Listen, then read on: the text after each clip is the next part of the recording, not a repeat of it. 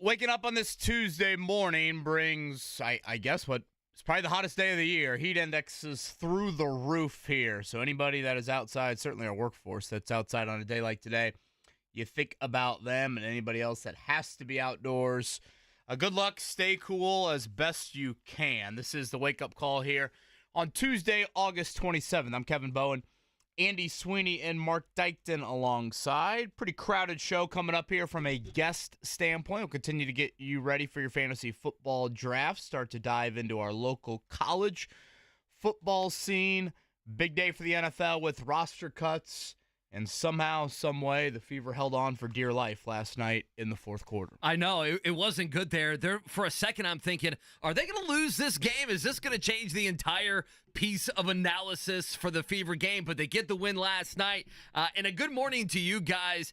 You know, you have led with this probably 6 or 7 times, I would say, since we've been together in the last year or so, KB. The walking to the car and sweating while you're walking to the car. And I thought of you because the heat wave did slap me in the face this morning when I went from air conditioning inside to whatever the hell is going on outside. 96 degrees today. Yuck, but I'll take it over 13 degrees. So there we go. I thought about just bringing the deodorant in the car. Like, you gonna work out after? Well, no. Just or like this is the workout. Knowing what was going to happen as soon as I closed the front door and headed, out to the car, I was like, well, I'm going to sweat again, so I might as well just wait on that end. So again, it is going to be extremely sticky, extremely humid here on this Tuesday. Sounds like tomorrow. I'll be curious if you occasionally get the Friday night. Let's push back the start times like an hour or so with high school football.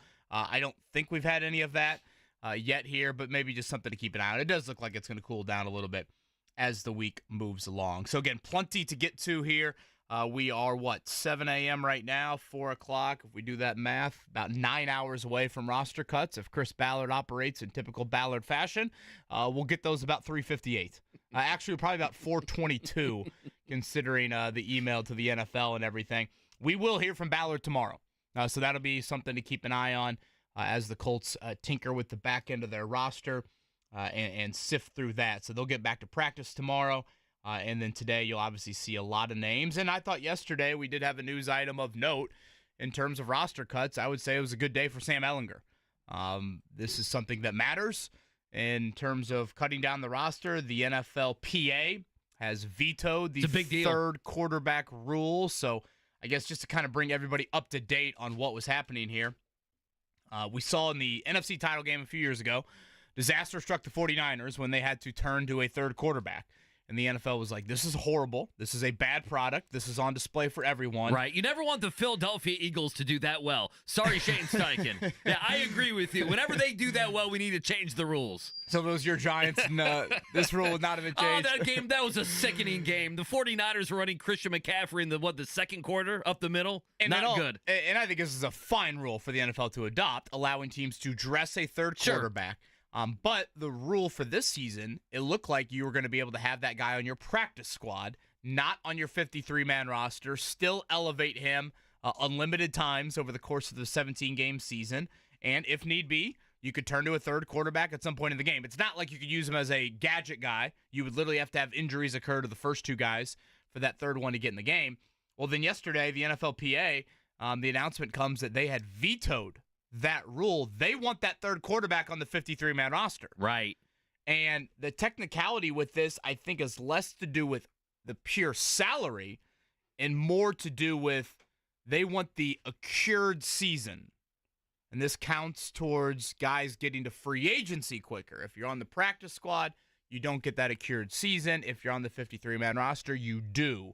So Sam Ehlinger, for example, could have very well just gone from a cut today to potentially being on that 53-man roster for a 4th straight season and not having to go through any sort of waiver wire later today. Yeah, I know it's confusing. I hope people are paying attention because I think it absolutely matters for the 53-man roster. And I think it matters for several teams around the NFL. And I think it matters right here in Indianapolis. And then, on top of it, I was wondering myself, I don't know where you saw that it's not about the money, that it's about the accrued year, getting, that official year under their belt by being active in some games. I guess I was a little bit surprised. You mentioned, okay, Chris Ballard will take he'll take all the way until 4 o'clock to get the cuts in, to get the waves in, to get down to the 53-man roster.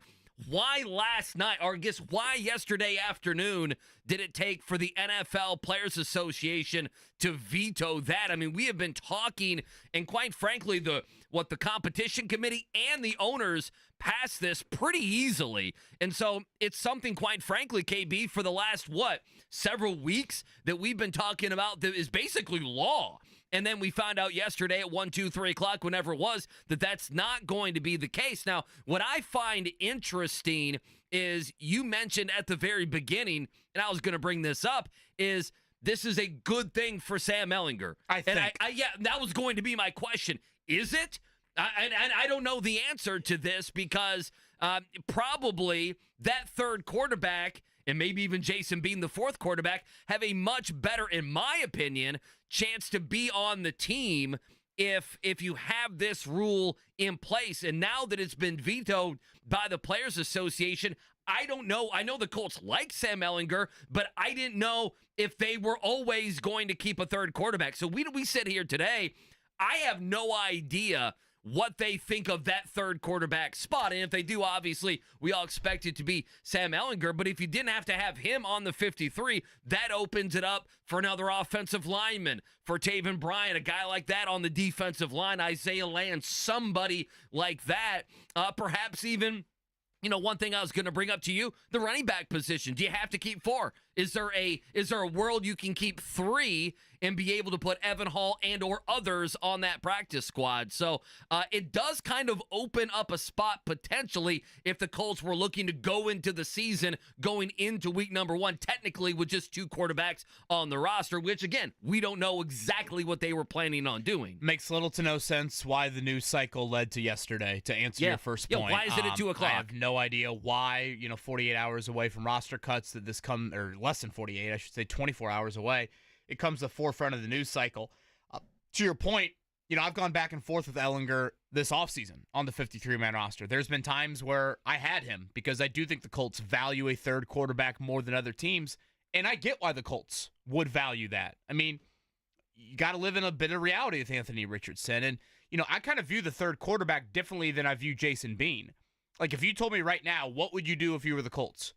I think I would keep Ehlinger on the 53, and I'd put Jason Bean on the practice squad. I agree. I think the practice squad is still for your developmental quarterback. Think emergency. Emergency, you're trying to put a Band-Aid on a bullet wound. I mean, that's all you're trying to do. So on game day, if Richardson goes down in the first quarter, Flacco suffers a concussion in the third quarter, and somehow, some way, it's still a one-possession game, at that point, I don't think you want Jason Bean getting your first ever NFL action. I think at some point you would say, all right, Ehlinger, just literally try not to pee down your leg. You've been in NFL games before. Hand the ball off to Jonathan Taylor. We know the half a dozen pass plays you like. Let's see somehow, some way, and laugh at me if you want, if Matt Gay and our defense can try to get to the finish line here. That's kind of how I view it. But you make a great point. That news yesterday, it might have helped out Sam Ehlinger, but it easily could have taken a job away from somebody else. Right. So who is that guy? I think that's something I want to get into when Joel A. Erickson joins us here. Where do you pinch?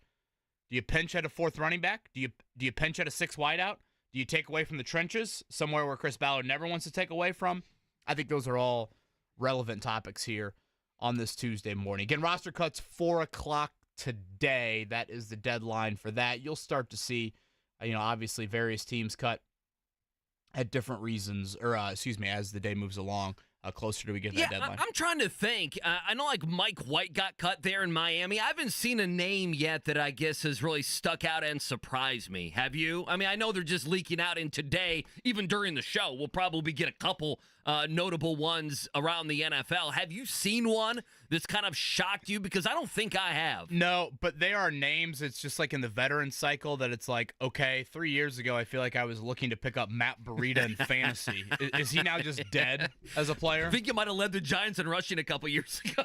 You know what I mean? Like, it's one of the, like he's a handcuff in the 18th round that you're picking up in fantasy football. Like the Colts cut Greg Ward the other day. Like, was there anybody out there in like the NFL world that's like, Greg Ward, there you go, yeah. Can't believe the Colts cut him. They must be really deep at wideout. It's like, wait, have you kept up with Greg Ward lately? So that's probably where I am on roster cuts. We mentioned it somehow, some way. The Fever closed that out last night. That was a 3-run lead in the 9th. You walked the bases loaded. Yeah, I would say you walked in 1 run. I would say you walked in a 2nd run. And I would say the final out was recorded on like a maybe like a drop 3rd strike. Somehow the catcher scrambled to get the ball, and you barely threw it to first place in time. It was quite the 4th quarter there. I will say this. It'll get lost, I think, in how the game unfolded last night. I was blown away sitting there at halftime, and Caitlin Clark had one of her quieter first halves in a while. You know, Clark has gotten to this point now where, I mean, we're just penciling her in for pretty much 20 and 10. I mean, that's kind of the new standard for her. Who does that remind you of? Well, whose analysis does that remind you of about 6 months ago? Certainly the point guard here for the NBA team in town. And last night, I think at halftime, I want to say she had like 5 points and maybe 1 assist. And yet, you had a double-digit lead. And for those that missed the first half, Aaliyah Boston the first quarter was literally Zach Edey against Grambling. They had no answer for her whatsoever, the Atlanta Dream. And then the second quarter, Kelsey Mitchell was the microwave that she can be and was tremendous. And to me, I kind of walked away at halftime. And Caitlin Clark did get banged up. She missed a handful of minutes there late first quarter with a turned ankle. She called herself soft after the game, and looking back on the replay and having to have that ankle taped up. Very Caitlin Clark quote there from her. But I walked in there at halftime and thought to myself, you know what? What a important step for this team. You build a double-digit lead, and it wasn't like Clark's insane playmaking that you needed to get to that point. Now, of course, in the second half, Boston and Mitchell quieted down, and you needed Caitlin Clark to be back to her normal self, and she was. But I thought that was a really important step on the road for this team, and just a huge win, flat out. We tried to explain it to you yesterday. Atlanta's a team right there in the standings, just behind you. Last night's win clinches the head-to-head for a team that has not made the postseason in nearly a decade. Wins like last night are absolutely critical for this franchise. So, big one for the Fever, 84-79 to start what is a busy week for this team. Yeah, I felt like it was a grown-up moment, and then they almost gave it away at the end, but they did finish things off. Now, if you didn't stay up and watch the game, Atlanta had, 3 basically wide open threes, KB, is the best way you would describe it there in the final 15 seconds or so. I thought Matty Bone was going to wake up the kids. Hey, listen, I have learned if you wake up the kids, that's a big problem. That is, guys, that's a big problem. I'd argue with Christy's sides. I'd rather take a loss for the Fever than wake up the kids. Little Mason, my son, who's nearing 1 year old, he's been a great sleeper, but the last 2 weeks, are we knocking on wood? Can we all do it? Mark, you got anything over there? Come on. It doesn't even matter. I'm knocking away. The last 2 weeks, he has not been nearly as happy going to bed. I'm like, dude, you're not missing anything. Just go to bed. I mean, you can. He wants to watch the Connor Stallions documentary with Dad. You can sleep 10 hours, man. While you can do it, you need to take advantage. I will say this on the Caitlin Clark ankle injury. It happened. And I immediately thought, okay, it's a twisted ankle, not much to worry about. But, I'm watching it closely. The first replay looked like it was non-contact. Right. Like, it looked like it wasn't a twisted ankle. And I got to be honest, I almost texted you guys. I was horrified. Yeah. I'm like, wait a minute. this is season over. This is not just a twisted ankle. And she was down for a solid minute. Yeah, maybe probably even a minute 2 or minutes. so. So it's one of those things where it's like, oh, boy, is this a little... And so the first one, it was like a straight on from the baseline looking at her, and you just couldn't see the ankle turn as much, and she wasn't holding her Achilles, which made me feel a little bit better, but I was alarmed. And then, maybe 15, 20 seconds later, KB, they show the other angle, the side angle, and you can see that it's kind of a normal basketball player twist of the ankle. But listen, last night was a gut check, and the two things besides Caitlin Clark and her coming back and everything else was, number one, Lexi Hall has been fantastic. And you say that she scored. We have seen games where she scored in double figures. What was it, the game a week and a half ago? Yeah. She hit, 6 threes, whatever it was. She gets her hands on so many balls. She's had games like that, but last night she played 30 minutes. She had 2 points. But you can't take her out of the game. I mean, Sides did the right thing by not taking her out of the game. The other thing, and it's like we asked Lynn Dunn about this. I think you did either last week or the week before. And that is, a new contract for Kelsey Mitchell. When you look at it, she is up after this season, and it's kind of a, I know there's a lot of Colts stuff going on, and there's always college basketball and Halliburton and Team USA and the Pacers and everything else. But, quietly, Kelsey Mitchell very much is a little bit like Pascal Siakam is to Tyrese Halliburton, right? You got to have stars and really good players around Caitlin Clark, and she's going to need a new contract here coming up. And I think that now becomes, besides how they end this season, to me it becomes the number 1A or 1B, however you want to label it, story for the Fever, is making sure someone who can go out and score 25 points when you need to is on this basketball team. It's a season high in points last night, 29 for Kelsey Mitchell there. I know she was frustrated by not being able to provide kind of that fourth quarter dagger, but again, a great first half for her and kind of helping this team build that lead. Tomorrow night, one of the best teams in the league, the Connecticut Sun, inside of Gainbridge Fieldhouse. That is the lone home game of the week. It's going to be a big that was the other thing I thought when Caitlin Clark went down. I thought, of all the weeks for this to happen, this isn't last week where the team doesn't play for 5 nights. The Fever play tomorrow. The Fever play Friday. The Fever play Sunday. So it's important, obviously for Caitlin not to miss any time. It is a reminder when you watch the Fever how unbelievable of an in-stride passer Caitlin Clark is. She is Anthony Richardson to A.D. Mitchell on the touchdown, not Anthony Richardson to Kylan Granson on that play against Denver, if you follow me there. Or the other A.D. Mitchell play. Sure. Yeah. She is an in-stride, and at times it's like she leads him almost too perfectly, and tons of blown layups last night, which caused for the late game stress. But they close it out in Atlanta again, 84-79 in front of 17,000. Atlanta usually in a 3,000-seat arena. It was quite the crowd last night for that. Can I interject with this? I think Scott Agnes has created this, the hashtag CaitlinOnomics. Oh, instead of economics. Yeah. Is he trying to get that started? Is that something that we're jealous that we didn't come up with, or we would have helped Scott, get that out there? I think he's got it. I think he's got it trademarked. You think he's got a trademark? You think he's good to go? Yeah, he probably is. Before we take a break, and again, busy show today. Joel A. Erickson going to join us coming up at 8 o'clock. Matt Weaver will talk some IU football with him, Peegs.com at 8:30. Marcus Grant coming up at 9 o'clock, some fantasy football stuff. I got 3 or 4 questions for Marcus, things that I noticed on a draft that I had. So we can dive into that. But as we sit here today and we get ready for cuts, is there a guy, and see, this is, I kind of feel like for me it might be Isaiah Land. I think he's relatively safe for the 53-man roster, the defensive end.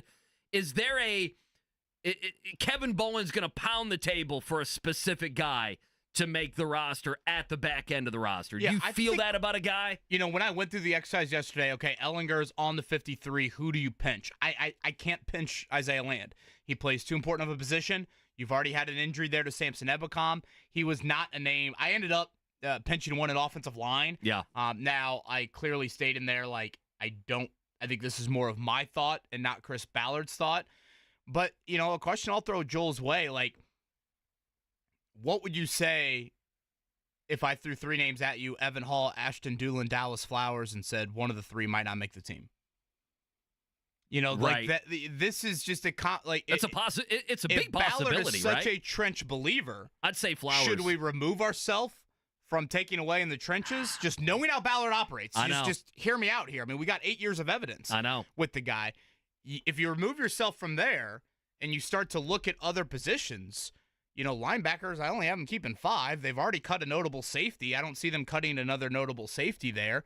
Tight end, aren't we pretty sure Jelani Woods to IR, and they're going to keep those 4. So, again, it's just a thought that I've had, and, I guess in the back of my mind, we will get answers on Ellinger.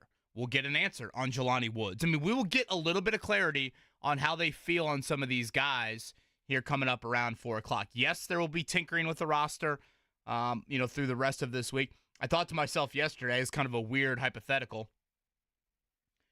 The 53-man roster that happens at 4 o'clock today, okay? And the 53-man roster a week from today. Right. How is it different? If it is at all. More new names on the roster over the next week or more starts for Joe Flacco this season? That's the kind of question I like. What do we think the over-under is on Flacco? 2.5? 1.5? Something like that? Yeah, this is where we cop out. Cop out and just make Mark pick that. Make Mark over-under on decide. Joe Flacco starts. Where are you going? 3.5? I'll say 2.5. Oh boy, if we go 3.5 and Anthony Richardson, we're talking about him missing almost a month of the season. Yeah. Well, if it's under, it's not the end of the world. I know. Right? 2.5. I will say this about Doolin. The way that Ballard talked about him last year after he got injured, they sure as hell better keep him this season. Yeah, there were times I'm like, gosh, did I miss a Jerry Rice outing or two? Is the Manning statue going to have like another one next to it? Number 16? Is that Tim Brown out there? Yeah. But again, a 4th running back, Sure. a 6 wide out. It's just Dallas Flowers, how much from the Achilles? I think they will all make it. I had all 3 of them making it. But I think there usually is 1 or 2 that I'm kind of like, oh, wow, okay. If I would have put some more pre-roster cut thought into it, I guess I could have seen that. And I'm trying to train my brain into doing that. So obviously we'll keep that conversation going. Cuts Mania, that coming up later today at 4 o'clock. We might get some cuts that happen during the show, either with the Colts or somebody else. We'll keep you abreast of that situation as well. Coming up, what did Caitlin Clark say about the win last night? Plus your scores and news from overnight. It's the Morning Checkdown. Appreciate you waking up with us. Wake up call on this Tuesday, 93.5, 107.5 The Fan.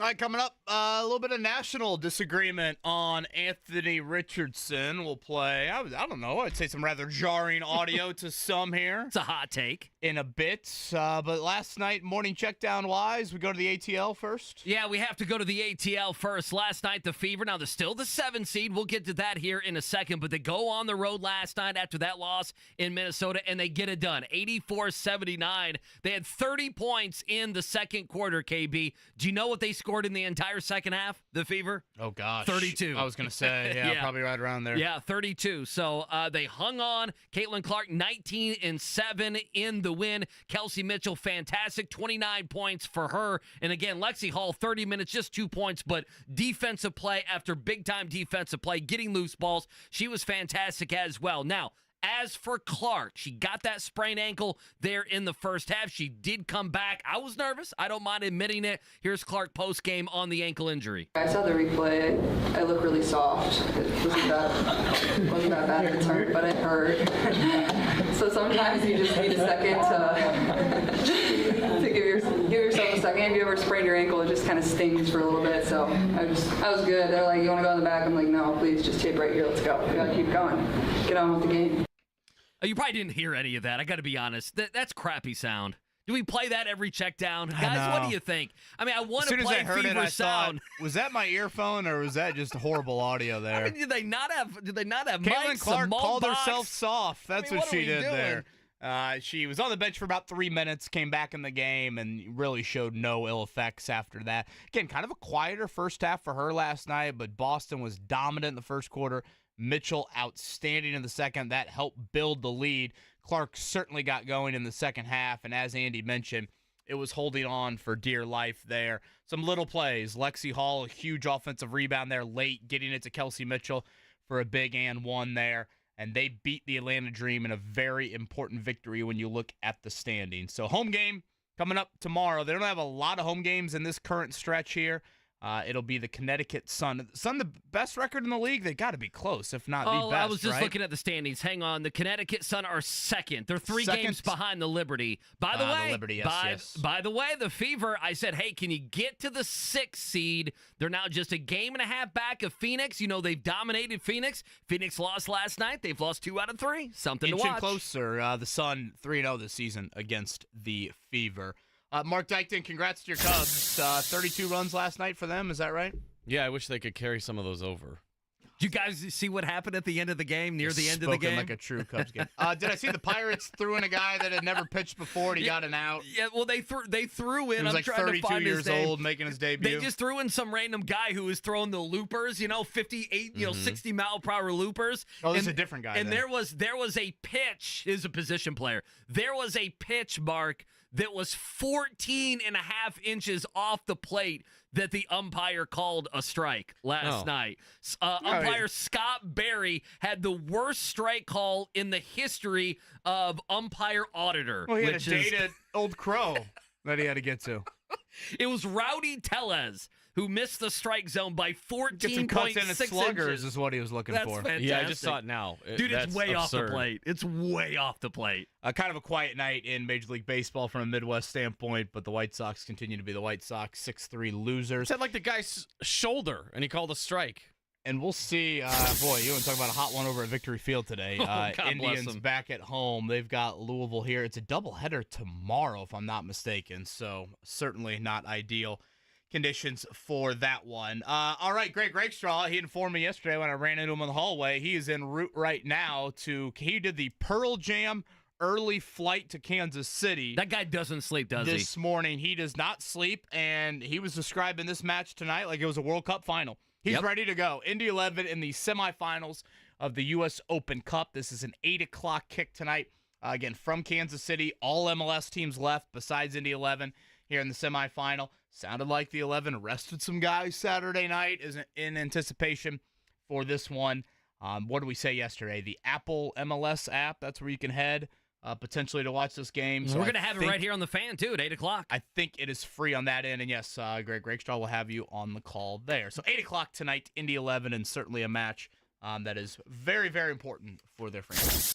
Did you happen to see he's live tweeting all the stuff that he's doing today? He was I at the saw airport at 5. He got the coffee at 6. Yeah, oh yeah. He's good to go. I saw. And there are times I'm like, does Rake need coffee? Doesn't he strike you as an individual who just self-produces caffeine? I mean, I really don't believe he sleeps. I got to be honest. I'm like, hey, man, what's going on? You okay? Like, how do you stay awake? So he went to Pearl Jam. JMV went to Pearl Jam. Who else went to Pearl Jake Jam? was at Pearl Jam. Jake was there. Yeah, I saw Kravitz was there. Oh, boy. Kravitz was there. Now, yeah. Kravitz went with JMV, right? Yeah. Those two tearing up the town. I like that. How about, I mean, like that. boy, Rake, 5:51 a.m. at the airport? I told Man. you. I told you. He's ready to Don't go. think he had a 32-ounce beer last night. He's got so much Peru energy, he off. probably doesn't even take the shuttle bus. He just walks. I'm Yeah. parking my car and I'm walking. Parks an F-52 in economy and just walks all the way there. He doesn't do the moving sidewalk. He'd rather just walk on the side and say to hell with the moving sidewalk. Quickly, a couple NFL nuggets. I know we're going to talk about it. CeeDee Lamb finally gets the big deal. 4 years, $136 million from the Cowboys, $100 million guaranteed with a wide receiver record $38 million signing bonus. So there's that. And then your Packers got a lot better yesterday. Malik Willis traded to the Packers for a 7th rounder. And a couple A lot better? A lot better. There. Have you looked, by the way, at that 2022 quarterback class? KB, I want to talk about this later on just for a second. I mean, it is bad. I think it's, Brock Purdy's the best one, and he was, a 7th rounder? It's the worst quarterback draft. I think it will go down as the worst quarterback draft of my lifetime. We'll talk about that. Brock Purdy's fine. He's good. Was Pickett the first one taken that year? Pickett was in the 20s. The year I'm thinking? That's the Kenny Pickett year. For people scoring at home, the Colts, that's the year they didn't have the first rounder. They took Alec Pierce in the 2nd round, if you remember that. So, no, they got Carson Wentz. Well, they got Carson Wentz, so they're good to go. A couple different guys waived yesterday, but really, it's all going to come down 4 o'clock today, and then Chris Ballard will be speaking with the media, what time, 2 or 3 o'clock tomorrow, correct? Yep, tomorrow afternoon, yep. And you got anything else there? No. I got one for Mark. Rest in peace to Psycho Sid. I know. Did you see he passed see away? Mark's tweet yesterday. Yep. Former wrestler, what, Battled 70 years cancer, old?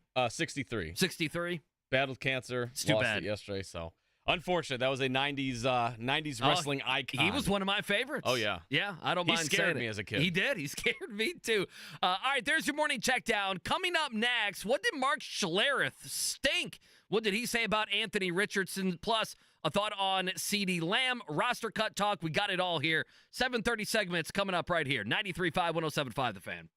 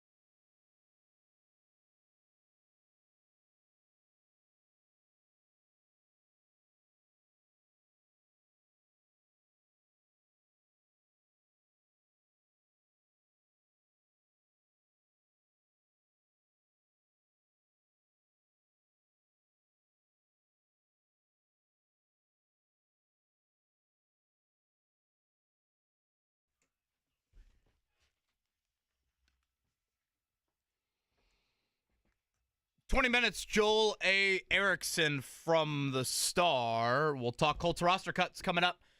Deadline due 4 o'clock tomorrow. We'll also begin our tour around the state. We'll get a insider preview of the football programs in Bloomington, West Lafayette, and South Bend each of the next 3 days. A question coming up at 8:30. That optimism in Bloomington, how much of that is schedule related? How much of that is Kurt Signetti word related? And how much of that is IU actually has decent talent related? I feel like when we talk about Indiana this season, it's probably Signetti's words, then the schedule, and I don't know if we've mentioned one IU football player. Well, to me, it's Curtis Rourke. Yeah, Mark brought up the guard that suffered the season-ending injury last week. They got injured a week or two ago. To me, it's, are they going to be competent on offense? And so very often under Allen, they weren't competent on offense. So I think that's what's steaming IU fans, hoping they can get to the Holiday Bowl at 6-6. So again, we'll take a tour around with Indiana today, Purdue tomorrow, Notre Dame coming up on Thursday as all three of those programs begin their respective seasons coming up Saturday. You want to get to this Mark Schlereth sound here? This is a little pretty reaction? juicy, wasn't it? Well, okay, so yesterday I saw, and listen, I want to be honest. I had no idea Mark Schlereth was still around, to be honest with you. Well, okay, so Mark Schlereth is getting ready to do the FS1 revamped television lineup. He's getting ready to be on the morning TV show from 8 o'clock to 10 o'clock. Oh, so he's our competition. Yeah, so basically he's now our competition. Well, screw him. That's why I got to rip him then right here. That's why he's throwing out flaming takes. So I will say this. I believe, as a precursor, I believe there's a lot of people that are on the Anthony Richardson bandwagon. I mean, Dan Orlovsky being one of them on ESPN, Louis Riddick, I know I'm going to ESPN guys, but I think that there is, I would say if you polled the national media, I kind of feel like it's 8 out of 10. Damn near 9 out of 10 to think that, that Anthony Richardson already is a fine player and with Shane Steichen really could blossom into, a really good player, great player perhaps. And I think that is a conversation piece that is out there. Mark Schlereth does not feel that way about Anthony Richardson. So this is about 80 seconds or so. 90 seconds. Take a listen. And then there's a second clip which they kind of talk about, could AR become the next Cam Newton? But make no mistake about it, Mark Schlereth, your boy, Stink, is not sold on Anthony Richardson. I'm going to tell you right now, Anthony Richardson is a big time, top flight, as good as it gets athlete. He's not a quarterback. He is right now, as currently constructed, he is not a quarterback. And I'm not saying that he'll never become a quarterback, but the Indianapolis Colts were close to winning last year, and it wasn't because of Anthony Richardson. It was because of Minshew. So in the 4 games that he started last year, Mike, in the 4 games, he didn't finish one game.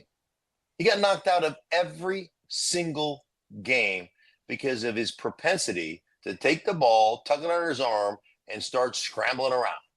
And you cannot – you know this, you can't win in the NFL playing that style of football. So, I'm not saying he's going to be a long-term bust. I'm not saying he's never going to play. But listen, if I was a gambling man and you asked me to put some amount of money that mattered to me on Anthony Richardson becoming, a full-time starting quarterback, or Anthony Richardson going kind of the way of who was the guy that Buffalo Bills took the first round? E.J. Emanuel, or was it? Yes. EJ. Yeah. Yes. Manuel. Yes. Yeah. Yes. Dude, I would put more money right now on him becoming a bust than I would him becoming an elite level quarterback. So those are some pretty big words. And then I forget the host's name who's along with Stink. He says, well, what about Cam Newton? Does he remind you of Cam at all? Here's what Stink had to say. Cam Newton, at least Cam Newton could stay healthy his first, 6, 7, 8 years in the league. This guy's already missed. He went on IR week 5 last year. I just honestly, I just don't see it, man. I just think that this is one of those situations, and I'm not saying it can't happen, but if I had to gamble on it, I'm going to say it wouldn't. Your reaction hearing that from Mark Schlereth? Yeah, I largely think it's epitome of a hot take with little substance. First off, I think it's peak national person swooping in, not following the Colts whatsoever. And if we want to go with the fact checking, multiple things are wrong.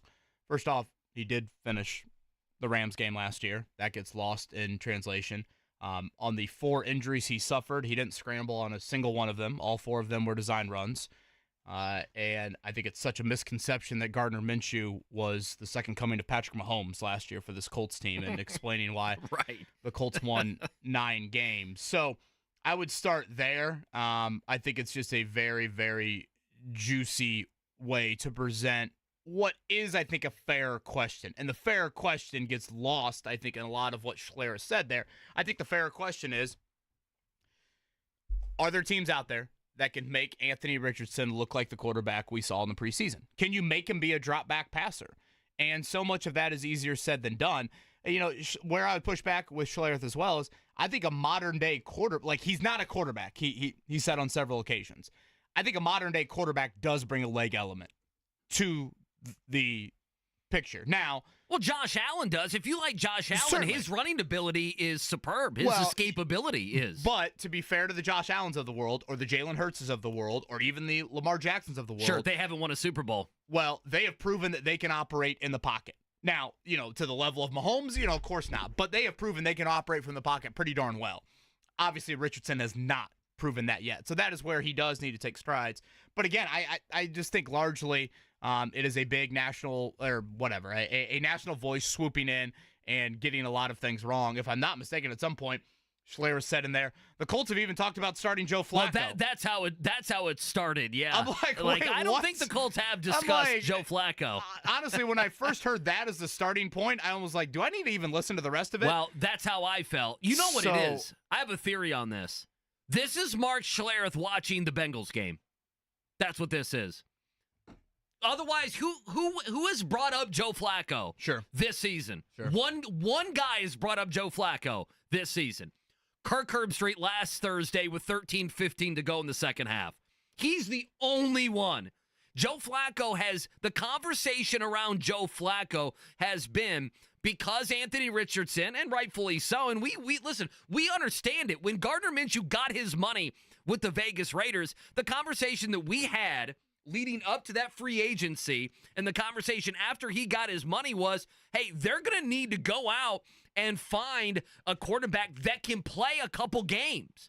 Like, we had that conversation. So I think there is an admittance of Richardson is probably somewhere in a long 17-game schedule, KB, going to get injured somewhere, and you're going to need someone who is better, and I hate doing this, that is better than Sam Ehlinger.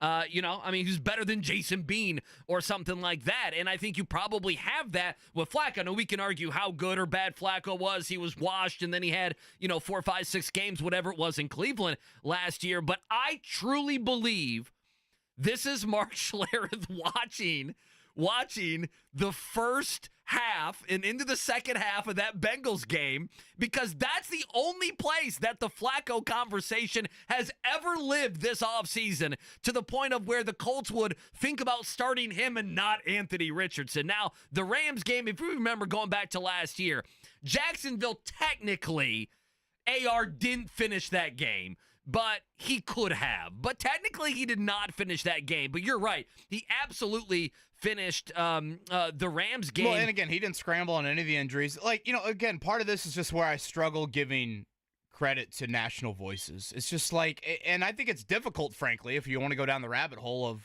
being a national voice, you've got to be, quote unquote, expert on 32 teams. I think that's difficult. We're fortunate we can concentrate on one team. We have one team. And we know the evidence, the good, the bad, everything. We've watched all 12 training camp practices, et cetera, et cetera. I do think there is an element, again, lost in the Schlereth, BS, that should be at the forefront, and I do think is at the forefront of people when questioning Richardson. And yesterday, another kind of national story that did come out was Mike Sando from The Athletic. He does this annual exercise where, he asks NFL coaches, decision makers, et cetera, to rank the quarterbacks in tiers. And yeah, I saw this. They're anonymous quotes from, whatever, defensive coach here, GM here, et cetera. And one of the Richardson quotes was basically summarizing, saying, Steichen has built a very unique offense. We saw glimpses, but Richardson kept getting hurt. And the question that this coach had was, I don't see a path for them to have a successful offense with Richardson without putting him at continued risk for injury. Yeah, see, I agree with that. I agree with to that. me is a spot on take. It is. And I think that is where you go back to the preseason. We watched Richardson play I guess 3 quarters-ish if you want to add up the first and the third.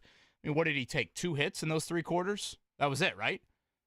Yeah. It's not like he was at risk for injury. Not at all. But his play was wildly inconsistent. His play was not at the level that you would want. But again, what you put him in the preseason was more of a drop-back, traditional, old-school, 15, 20-year-ago type of offense. That's not the offense you're going to ask him to operate a week from Sunday. So I think that question of you can operate a successful offense with Anthony Richardson, to me, there is little debate of that. I think you can operate a pretty dynamic offense with him, but can you do it with longevity?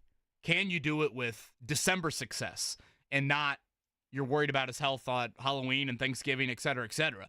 That is the bigger question that I have. I would say this, a couple other things. I think, and this fits into Schlereth probably a little bit, and it fits into my mold as well, and that is, we are so impatient, right? And I think what has happened here because of the injury to Richardson and because it happened when he wasn't in the pocket throwing the football, like the leg got bent with Tom Brady back in the day when Matt Castle had to play, was that people don't want to have patience, right? And Anthony Richardson is going to take quite a bit of patience. I'll say this, 2 other things. Number one, there are not many, for Colts fans out there, and I understand they will not like these comments from Mark Schlereth, and factually, he's wrong on a couple different things. I understand him having this opinion, maybe thinking, I don't love Anthony's game. That's fine. He can feel that way. There are not a lot of detractors with Anthony Richardson. I mean, there aren't. A lot of people think he can be a really good player, perhaps a special player. They look at his athleticism. They look at what Shane Steichen has done in his career. Definitely look at his time with Jalen Hurts in Philly. So I am wondering if there are early struggles. If they go 0-2 and Jordan Love looks pretty damn good and C.J. Stroud walks in with all the new offensive weapons that they have and they look really good, I wonder if some of the negative, impatient Anthony Richardson people, if that take will start to kind of permeate around the NFL. Now, it can also go the other way as well. I wanted to just throw a couple of those quotes out there. So if you haven't seen the article, it's on The Athletic, and I think it's very good. Was it Mike Sando, you said, who wrote this? He has tiers of quarterback, and he had Anthony Richardson in his 4th tier. And, I mean, that's right there with guys like Gardner Minshew, Justin Fields, Daniel Jones, Will Levis, Bryce Young, okay? So, that this year, that is what they're looking at. A couple different quotes. One head coach said to Sando, quote, everybody is scared to death of Richardson in the NFL. Another offensive coach said he's the closest thing to Cam Newton since Cam being a man that big who can run the ball and rip it.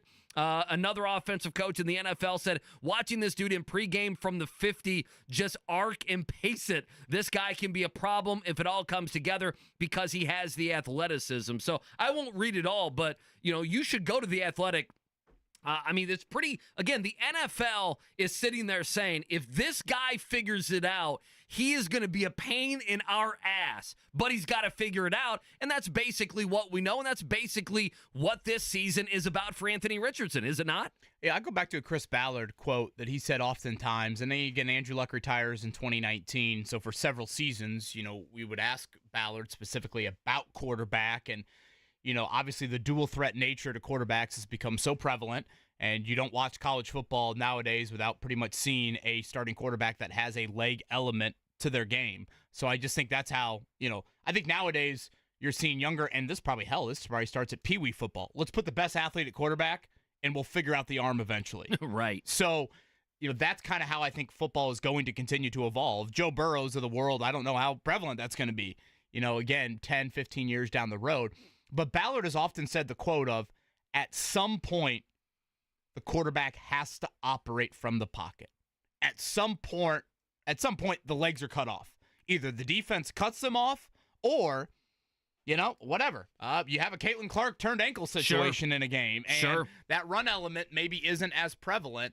can Richardson deliver from there? Again, largely, it's Shane Steichen's job to make sure he operates more of a Saturday offense, if you will, and not the traditional offense. But that's why I would push back a little bit on Schlereth of, he's not a quarterback. Well, nowadays, Burrow's the anomaly when you talk about it. I mean, if you look at the NFL and you look at the list of quarterbacks, all of them have some leg element. Now, all of them also have more of a pocket element than Richardson has.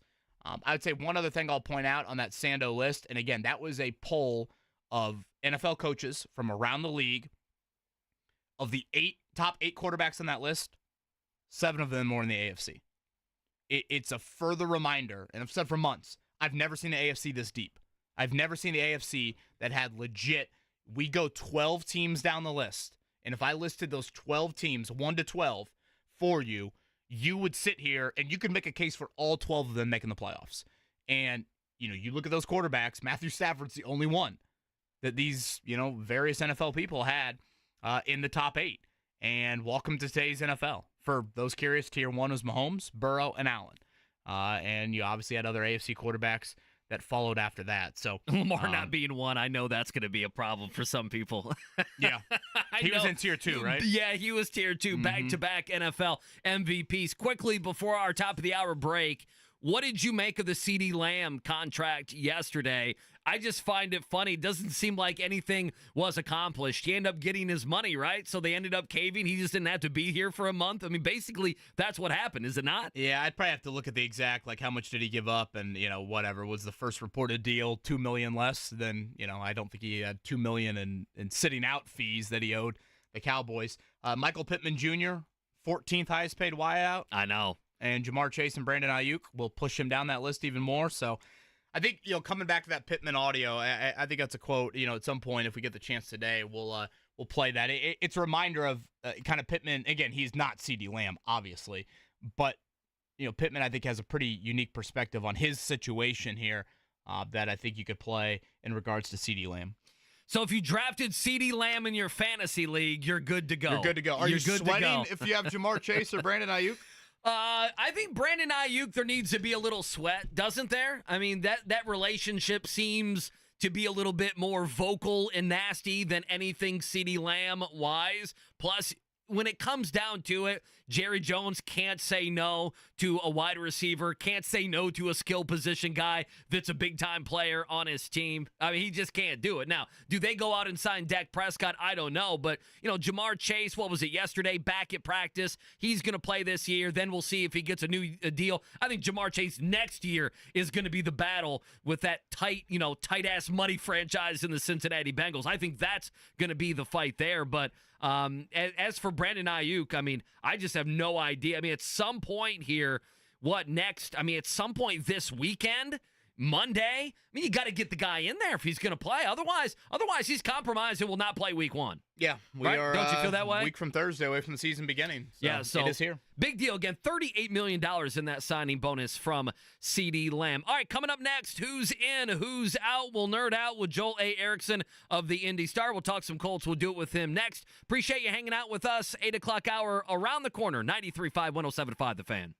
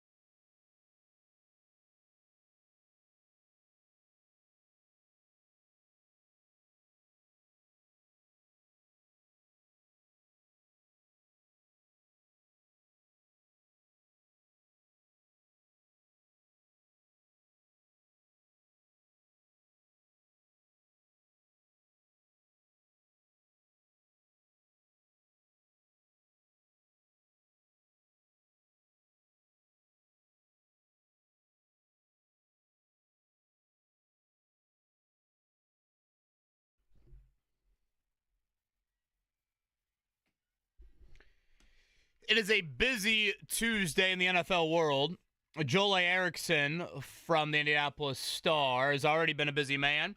When it comes to the Colts and their roster cuts, Joel, by your count, what are we waiting on? Dozen or so more moves? More than that? I haven't been keeping track, unlike you. I think we still have 20 or so, maybe a few more than that. Okay. A couple of them we probably already know, IR moves, that sort of thing. But I think 20 or so. Let's start with the big news item from yesterday. Again, Joel Erickson from the Star is with us, and that was the third quarterback rule. We explained a little bit earlier in the show, basically the NFLPA vetoing this, forcing teams, if they want to carry a third quarterback on their 53-man roster versus their practice squad. What do you think that means for Sam Ehlinger? What do you think that means for Jason Bean? I kind of think that probably means that Sam Ehlinger is on the roster again. I was kind of going, how come this couldn't come out before I did my last roster projection? You and me both, brother. I understand why the NFLPA doesn't want it because the Ehlinger situation was really a good highlight for it. Like if you can elevate the guy from the practice squad every week, and then most guys get paid less on the practice squad. You could kind of see why they didn't want that. But the emergency quarterback thing, obviously it doesn't come up very often, but you're going to have inactive guys every week anyway. And so if the benefit is maybe we can, stay in or win a game where both of our quarterbacks get hurt for one of those inactive guys, I think it changes the calculus a ton. Jason Bean as the developmental emergency quarterback, I don't think necessarily that – I mean, I could be wrong on this, but my thought would be the emergency quarterback situation, like you think about Anthony Richardson goes down in the first quarter and then, say, Joe Flacco goes down in the second quarter. If you have somebody like Sam Ehlinger who's played NFL games, made 3 NFL starts, wouldn't you rather he's going into that type of chaos than someone who's never played an NFL game before? I would. And you have so many practice squad spots, I think you can keep Jason Bean around even if he's not your, third quarterback. Cuts due by 4 o'clock today. Joel Erickson joining us. He's from the Star. He joins us. Payless Liquors hotline. Joel, I think Jelani Woods may have been the answer until the injury. Who do you think is the most difficult player that the Colts could get rid of today that they would not be able to get back on the practice squad? Anybody that they would actually be worried of losing that might be there in the forefront of your mind? I think it's depending on what they want to do at corner. I think the possibility of if you cut a draft pick is always difficult because you looked at like Darius Rush last year. They cut Darius Rush and he immediately ended up somewhere else. It hasn't really panned out for him since they made that move. But in the moment, it's hard to get those rookies back who are draft picks because they're guys that other people scouted and liked and stuff like that. So if they're thinking about cutting a Jalen Simpson or Jonah Laulu or somebody like that, like those guys often get picked up on the waiver wire just because they were draft picks. And he is Joel Erickson. He's with us here from the Indianapolis Star. Joel, let me throw 3 names at you: Evan Hall, Ashton Doolin, Dallas Flowers. You think any of them should be sweating today outside of the Heat? More so. Yeah, I would say Evan Hall more so than the other 2. Doolin was back in his usual gunner spot in the last preseason game. Plus, I think before he hurt his hamstring, he was kind of Joe Flacco's favorite receiver with the second team, and he plays a lot on their big packages on the first team. So I think Doolin's pretty safe. Flowers has been pretty clearly their 4th corner throughout camp. They never really gave Darryl Baker or Amir Speed or Jalen Simpson that chance. Hall is kind of more to me, I think is probably kind of more in the spot where he's worried about what's going on at other positions. I was thinking yesterday, does the NFLPA rule change end up affecting him? Because if you decide to keep that third quarterback, maybe you're losing it for another offensive skill position. I thought he had a good camp. I just don't know that. I think Tyler Goodson in the last couple of weeks just a little bit more burst through the hole, a little bit more explosiveness. And this is an offense that is predicated on explosiveness. And a reason why I put out those three names to you, Joel, is Chris Ballard loves the trenches more than you love your kids. Like, I mean, it's, yesterday when Ellinger news broke or the third quarterback news broke, I pinched a number from the O-line and I laughed at myself doing it, saying that's not what Chris Ballard's going to do. Like, he's not going to take away from the trenches, Kevin. And so I bring that up to say 4 running backs, 6 wideouts, 4 tight ends. That's a lot at the offensive skill in Ballard's world. Now, you could counter and say, hey, Trey Sermon's banged up and Josh Downs is banged up. So right now you need some insurance there. But I guess wanted to give a little background on why I went with those 3 names, whereas, I think a lot of people, including myself, would say, yeah, do you really need a 9th offensive lineman? Do you really need a 10th defensive lineman? Kind of along those lines. Yeah, and I think centering in on running back being the spot where they might end up making that move. I've just been thinking, like, Doolin and Anthony Gould both play definitive special teams roles. There was at least one kick return, I believe, in Cincinnati where all 3 tight ends who weren't named Mo Alley Cox were on the field for the kickoff return. Tight ends can kind of play a lot of special teams. The running backs have obviously played some special teams, but they don't seem to be as big a part of the first team units. Although those decisions can go either way. But that's the other thing is when you start getting down to the end here, and you're trying to fill out these spots, there's going to be some spots where I think fans are always confused every year. Hey, how come this guy's staying if he's not a big-time player on defense? And it's like, well, he's a big-time player on special teams. And the dynamic kickoff probably adds a little bit of importance back to those spots. Joel A. Erickson with us from the Star. He joins us, Payless Liquors Hotline on this Tuesday. 5-6 days ago, you reported this significant injury to the toe there with Jelani Woods, underwent a surgery. He was a name, obviously, that we're going to talk a lot about, Joel, today, and really leading up to cuts today, had he been healthy. That injury, what do you think? How long will it go into the season? What do you think the future is of Jelani Woods here in Indianapolis? Well, I know it's expected that it's generally expected that he should be able to play again this year. But my understanding is that it's going to be a while. So I think the most likely thing is IR with the possibility of return. As far as his future in Indianapolis, it's really, really tough to be a young player and to lose a season and a half, 2 seasons, whatever, back-to-back due to injury. It gives other guys a chance to establish themselves. You are always coming back, so you can't really be like the full version of yourself that we saw against, say, Pittsburgh his rookie year.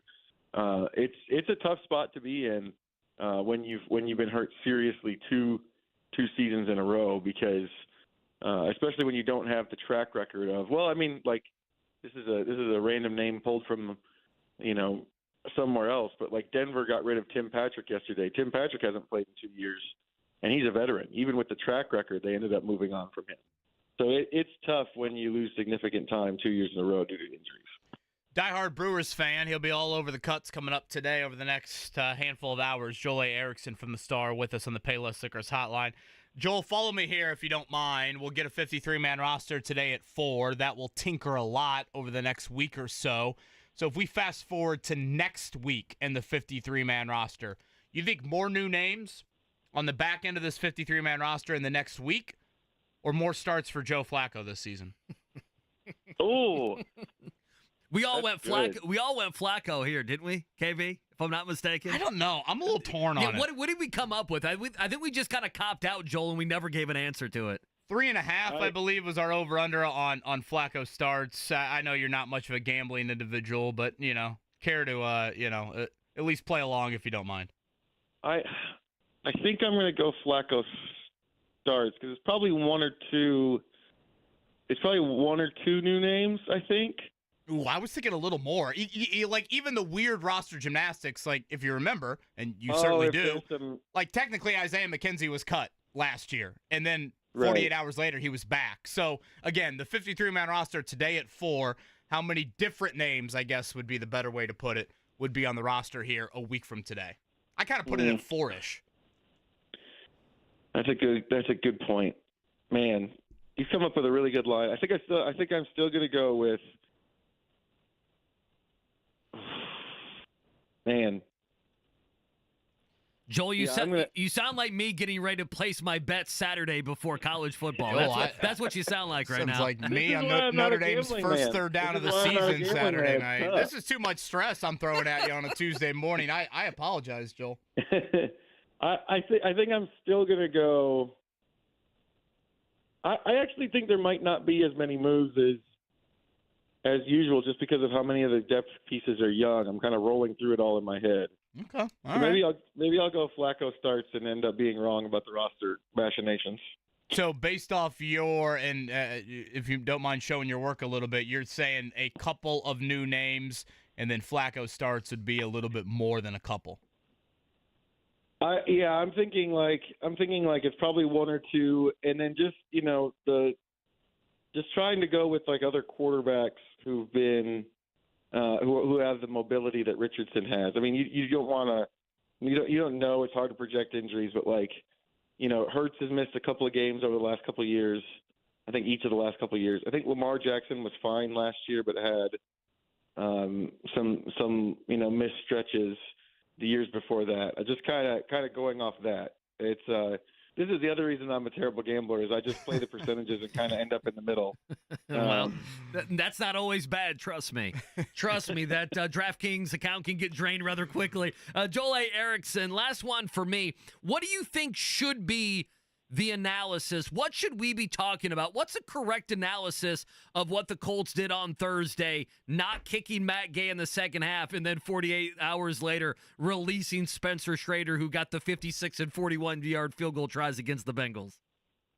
Oh, I mean, I think the correct analysis is that they're much less worried than everybody else is. That's like Shane Steichen's answers on that have been. I don't want to say dismissive because it sounds like he was like disrespectful or anything. It wasn't that, but like he's not really entertained that even a little bit. It's just been we think Matt Gay is going to be fine, and so I would say that's the biggest thing. I think that and I know that most Colts fans are like, well, he's missed kicks. We wanted to see him kick, but the way the Colts operated was, we've got our kicker, and then this young guy, we're going to give him some kicks in the second half because that way he can get some stuff on tape, which is what you do when you have an established kicker. That's Sure. Pretty standard. So everything they're telling us is we don't think Matt Gay is as big a deal as you guys do. He's already been all over it in the last 24 hours. He will continue to be that here over the next 7 or 8 as we get ready for roster cuts. And in Ballard fashion, this will probably occur about 3:58 p.m. coming up later today. Joel A. Erickson from the Star. Joel, thank you, sir. We will see you tomorrow. Yep, see you tomorrow. That's Joel A. Erickson. Colts back to practice tomorrow. Chris Ballard will meet the media tomorrow in kind of an annual post-roster cut-down press conference. Probably the last time we hear from Ballard, potentially all season. Yeah, so. I was about to say, you better get your questions in for Ballard now. Obviously at the end of the year, will they make the playoffs or not? One thing before we get to a morning check down here that I wanted to follow up on that we talked about at the beginning of that conversation with Joel, and that is, I noticed yesterday, looking at different projections, Jake Arthur, who of course does the stuff for SI, just looking at different projections for the Colts, and mostly everyone is kind of locked in. The Sam Ehlinger quarterback, do you keep 3 quarterbacks? That's a conversation piece. That final offense or defensive lineman, that's basically truly back end of the roster guys. But I wanted to bring up, I noticed it, and we talked about it today more than I think we have talked about it at all leading up to today, KB, and that is them only keeping 3 running backs. Do you have a strong opinion on that? Because I think with the Trey Sermon injury, you can't do that. I mean, we're talking about a 2-week hamstring injury. The thought is, if I remember, Shane Steichen said on Sunday, we hope Trey will be back next week, right? He said that about Sermon and Juju Brents. So he basically gave the same answer on both guys. That would mean a 3-week hamstring injury, and you're leaving him 1 week to ramp it up for Houston. That's not enough insurance for me at that position. I am probably more of a believer, though, that 3 running backs and 1 on your practice squad, I think you can kind of live with that if the 3 are healthy. But I think given the situation right now, and I thought Evan Hall and Tyler Goodson both had nice preseasons. Sure. So I think both of them, it is a position I think you could pinch from, but the Sermon injury I think is what has made me go from 3 isn't the end of the world. 4 is probably a little safer right now. So, but I think it's a fair question to bring up when everybody's healthy. Well, I mean, that's how I feel as well. If Trey Sermon were healthy and Goodson has looked better than Evan Hall. I think if you just took those 2 guys, I think the majority of people would probably go with Goodson. I think I would be fine with 3 running backs if not for the Sermon injury. And then I also wonder about this. Boy, you're going to see a lot of notable running back names who are probably released in the next couple hours, sure. right? Yeah. And so I just feel like that's a position as well that if you told me Evan Hall was not on the roster and he somehow got picked up and didn't make it through waivers, I would say you could go. Now, the guy might not be as young, but you could go get a guy that could provide you, a practice squad player that could be a veteran running back or even maybe a running back or a young running back that gets cut. But I think with Sermon being out, you can't trust a hamstring injury to be back and to be ready to go and to not be re-aggravated at some point this season. You just can't. The NFL news item of the day yesterday, CeeDee Lamb, $34 million annually. That is second among all wideouts to Justin Jefferson. If you want to look back on the Michael Pittman Jr. contract, that contract around $23 million annually. So Pittman right now slots in as the 14th highest paid wideout. That does not include what you would assume is a pending deal at some point for Brandon Ayuk, and then we'll see exactly when. Jamar Chase still has 2 more years left on his deal. But, you could be looking at Pittman Jr. potentially when week 1 gets here as the 16th highest paid wideout in the league. I think that would honestly be, about where you'd slot him in among league rankings, which typically when guys sign extensions, there's kind of that 1-year buffer where they're way above where you'd slot them in terms of their league positional rankings. And then, over that next kind of couple of years, they kind of slot a little bit more into the norm, if you will. And it got me thinking back to when we had Michael Pittman Jr. on the show on Colts Training Camp Move-In Day. And I thought the Pittman answer in regards to NFL wideouts and their contracts with the full acknowledgement of he's not CeeDee Lamb, I thought was a pretty interesting one. Again, for those that missed it, here was Pittman with us back on report day. Nationally, a lot of talk right now is around wideouts in the contracts. Mm-hmm. Right now, Brandon Ayuk this, CeeDee Lamb that, same draft class as you. You mentioned this in June. I was curious if you could expand on it for our audience that missed it. You like your contract. Yeah. Why? Because you see some of the monetary value. It's like, wait a minute, if I could have waited a little longer, I could have made even more.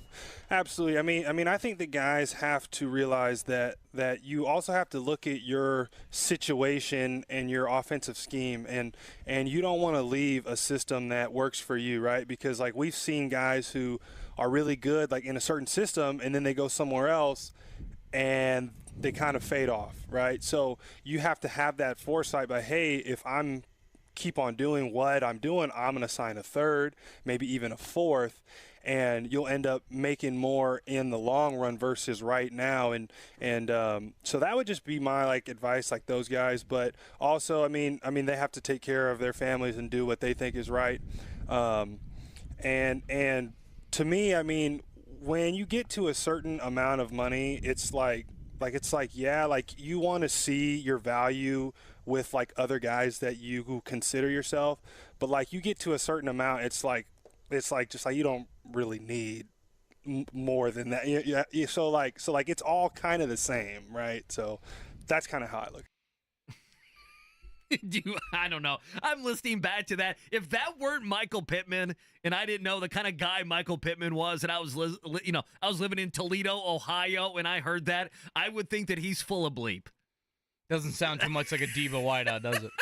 It sounds like the opposite. Because most of guys, a wide receiver, yeah. Most guys get to that point where they describe how they want to be rewarded, and they go with, I just want to be respected to where I think I am in regards to other wideouts around the league. That or insert your position here. Sure. That's kind of how these players operate when they do talk about their contract situations.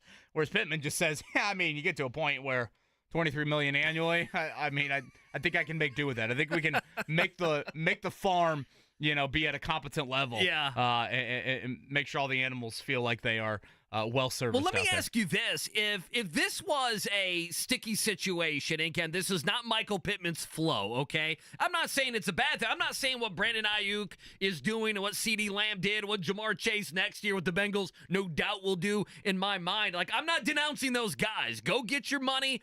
These are, Jerry Jones is worth $10+ billion. Go get a few more millions of dollars. This is your chance to cash in.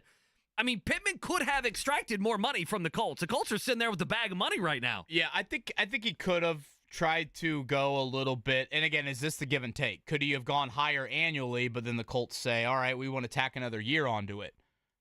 We don't want you to hit the open market, as quickly as you would like. That's what Pittman wants. Sure. And again, if you play this out, he's on a 3-year extension, 2024, 2025, 2026. That means next season, Michael Pittman Jr., in his eyes, that's a contract year.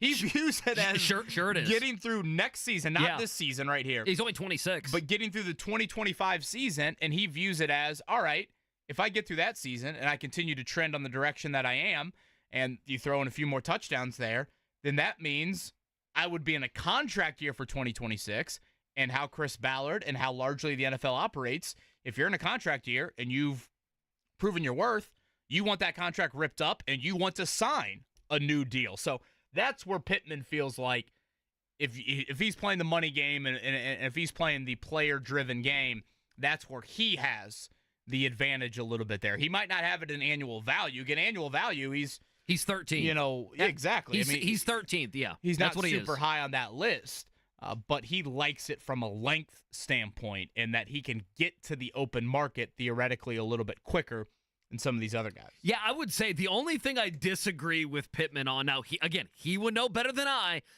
think Michael Pittman Jr. would fit with just about any other team in the NFL. I understand what he's saying. He's saying all of the right things. He sounds like the perfect team player going back, and he is, by the way, listening to that sound. But I think if you put him on, Mark's Chicago Bears, if you put him on, I don't know why I went to them. If you put him on the Bengals instead of T. Higgins, I think Pittman, that's the kind of player I think he is. I just think Pittman, you could throw him on just about any team in the NFL. I mean, you threw him on Kansas City. You tell me he's not catching 100 balls like he is probably in Indianapolis this year. But listen, Pittman, I think getting it going is a good thing. The depth chart here does him a lot of favor, and I don't think the depth chart in other places would do him as much favor. Sure, that's fair. I mean, in Philadelphia, something like that. He's getting peppered with targets here. I don't think that would be the case everywhere else. All right, in a few, IU football chatter. Matt Weaver going to join us here from Peegs.com as we are a handful of days away from the Curt Cignetti debut against Florida International. We'll talk with Matt about all the anticipation. Certainly a highly anticipated year for the Hoosiers. Not something you typically say is a bowl game and a bowl win for the first time since 1991. How realistic is that? We'll do that in a few. Before that, let's start the morning check down in the ATL.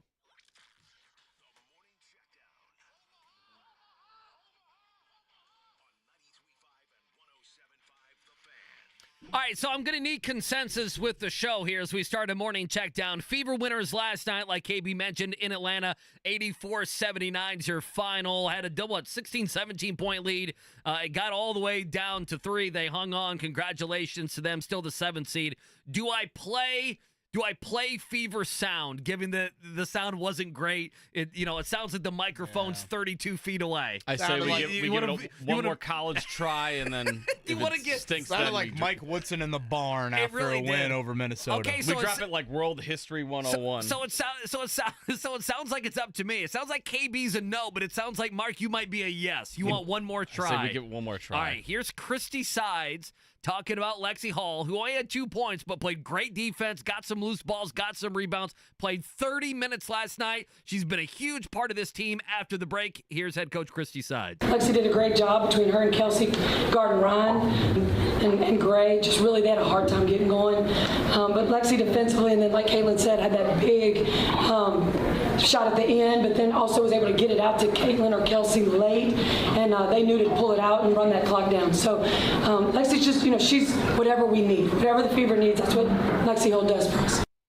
That actually sounded a little better than the Caitlin Clark one did earlier. See? Maybe You're glad you went to one more class. Maybe the mic's in the middle of the table, and that's where Christy Sides is sitting there, if I had to guess on that. I would say so. What did you say? I thought Christy Sides' voice sounded the best we've heard it all year in a postgame presser. Listen, she got a month off.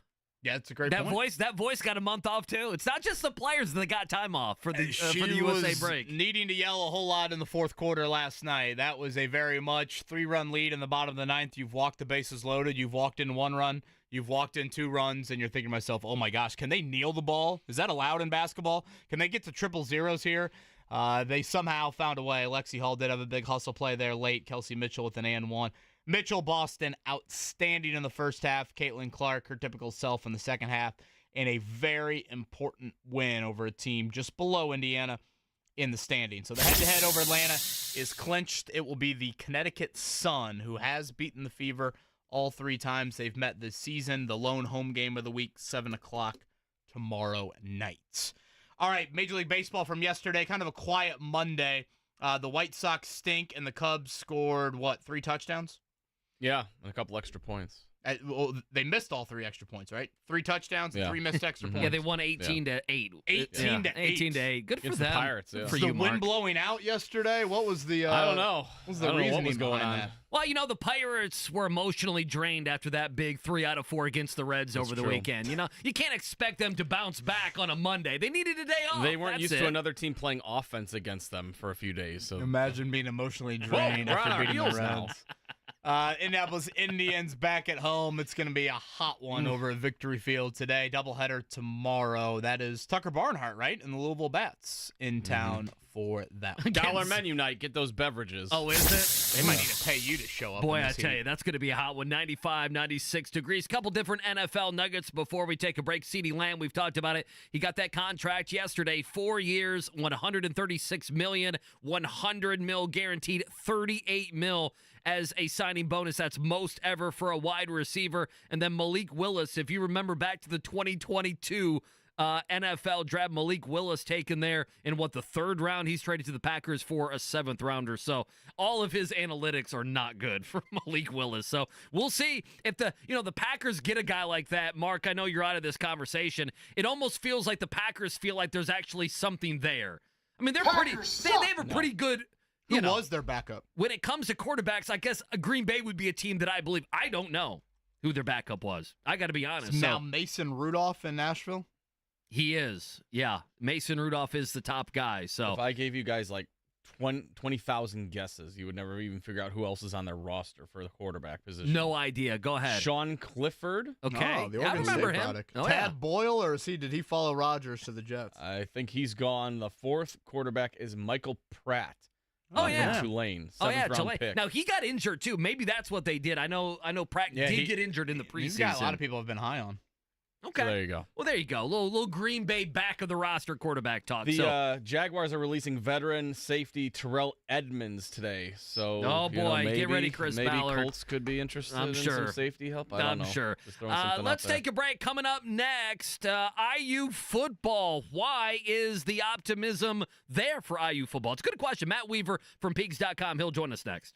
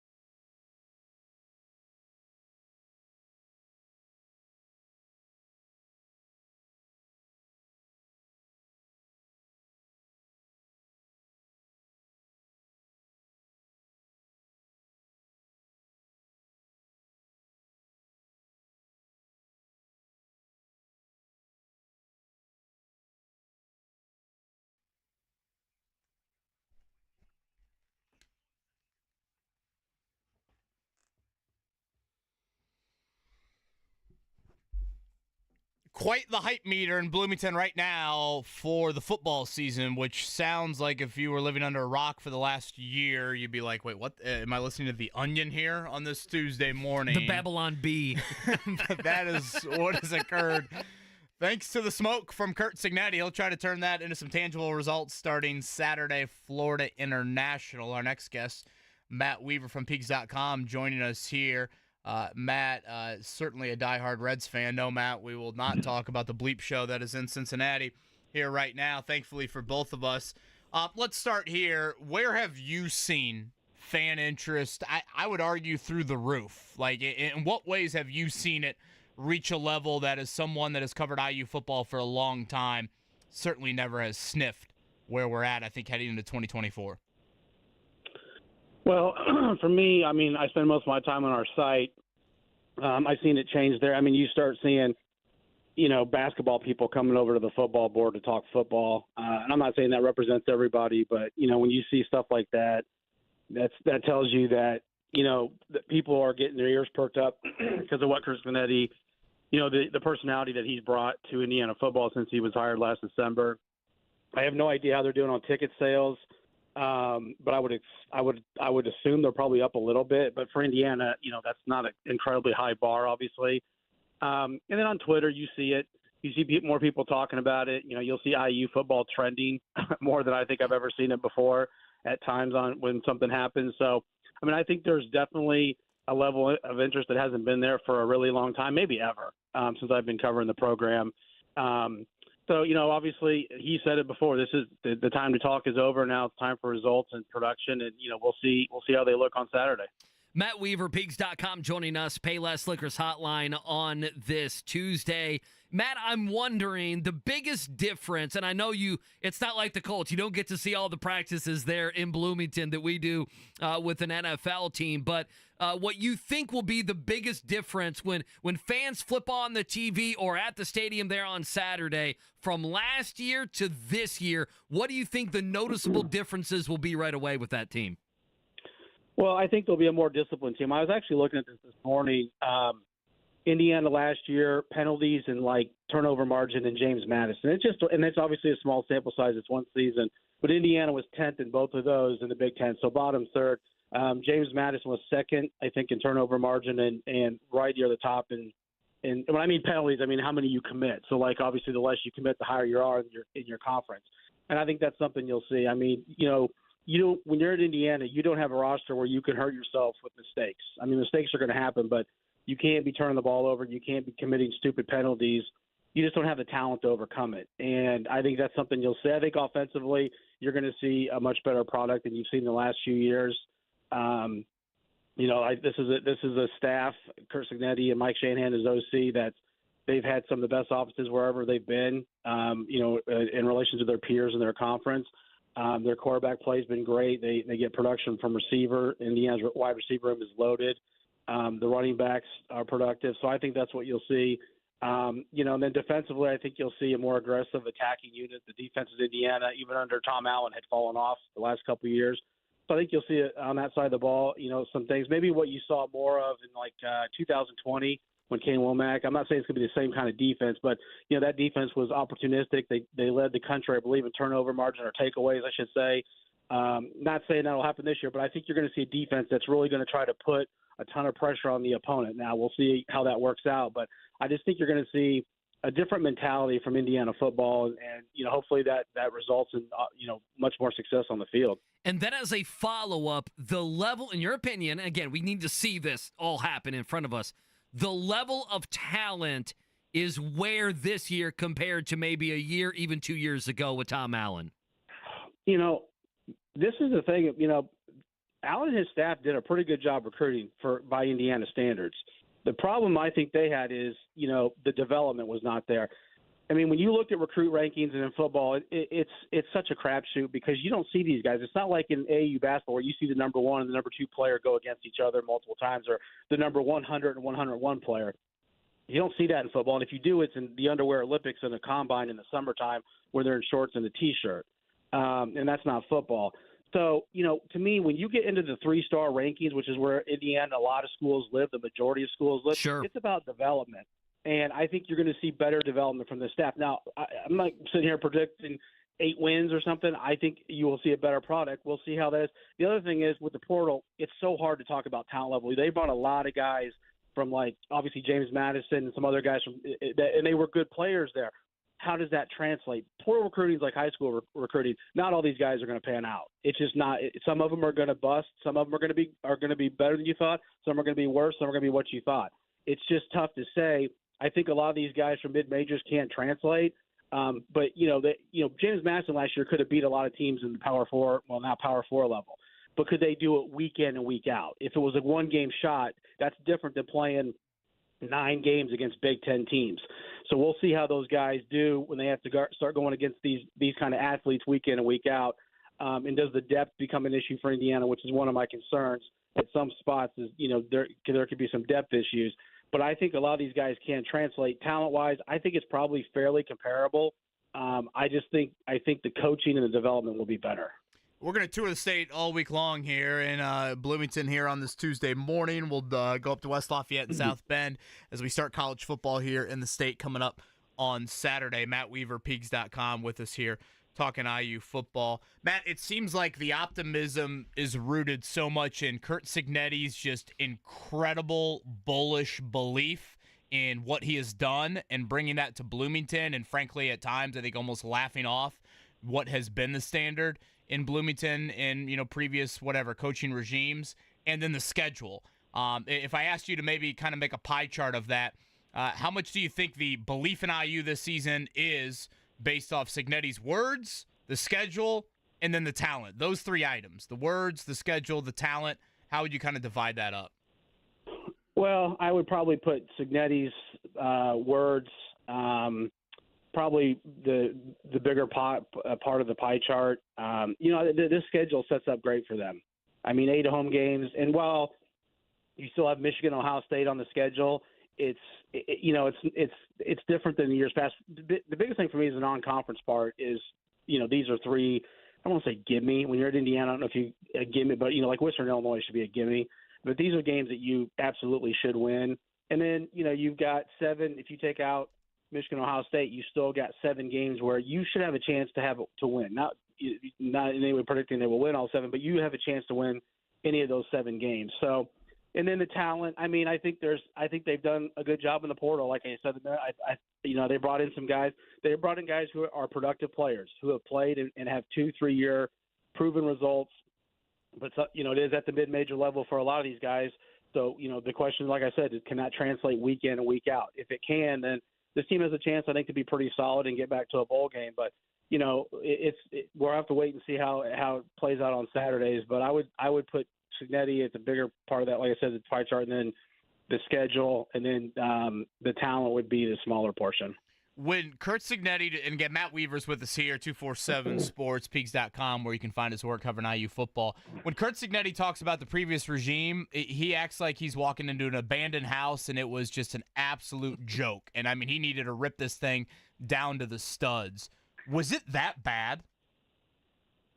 Well, I mean, I just think, people have always asked me what happened with Tom, not to get way back, go on that, but when he lost Kalen DeBoer, when he lost Kane Womack, and when he lost Dave Ballou, the strength coach who came to Indiana from, Kevin knows this from Notre Dame, and he's probably one of the best, if not the best in the country, what he does.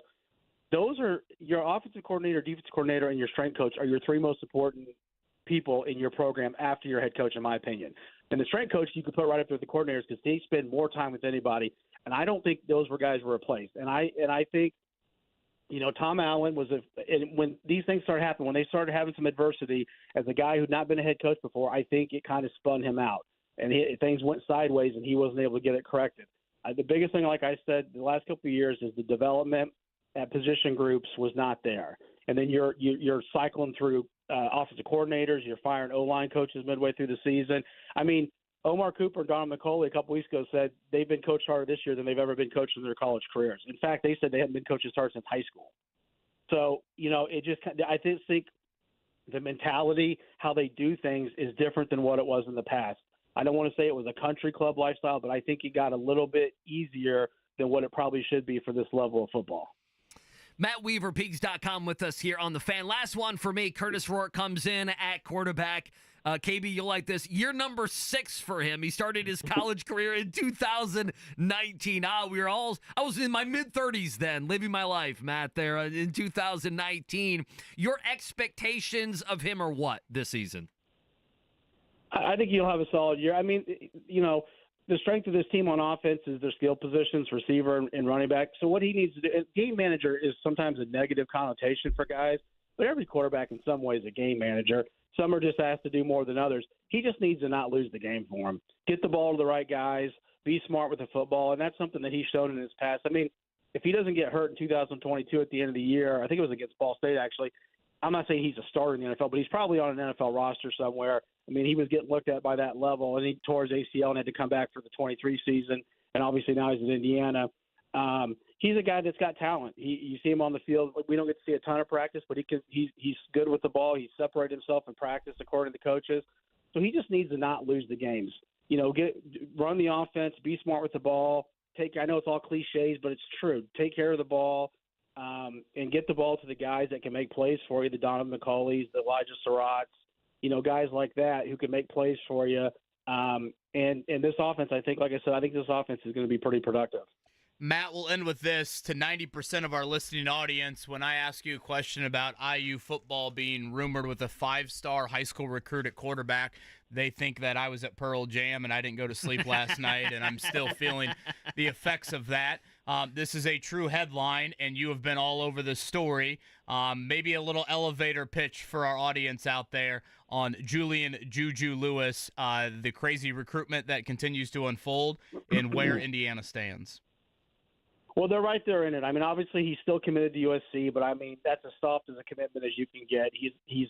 I think the longer this goes on, the more likely he does not end up at USC because he could end this at any moment. Colorado's in it.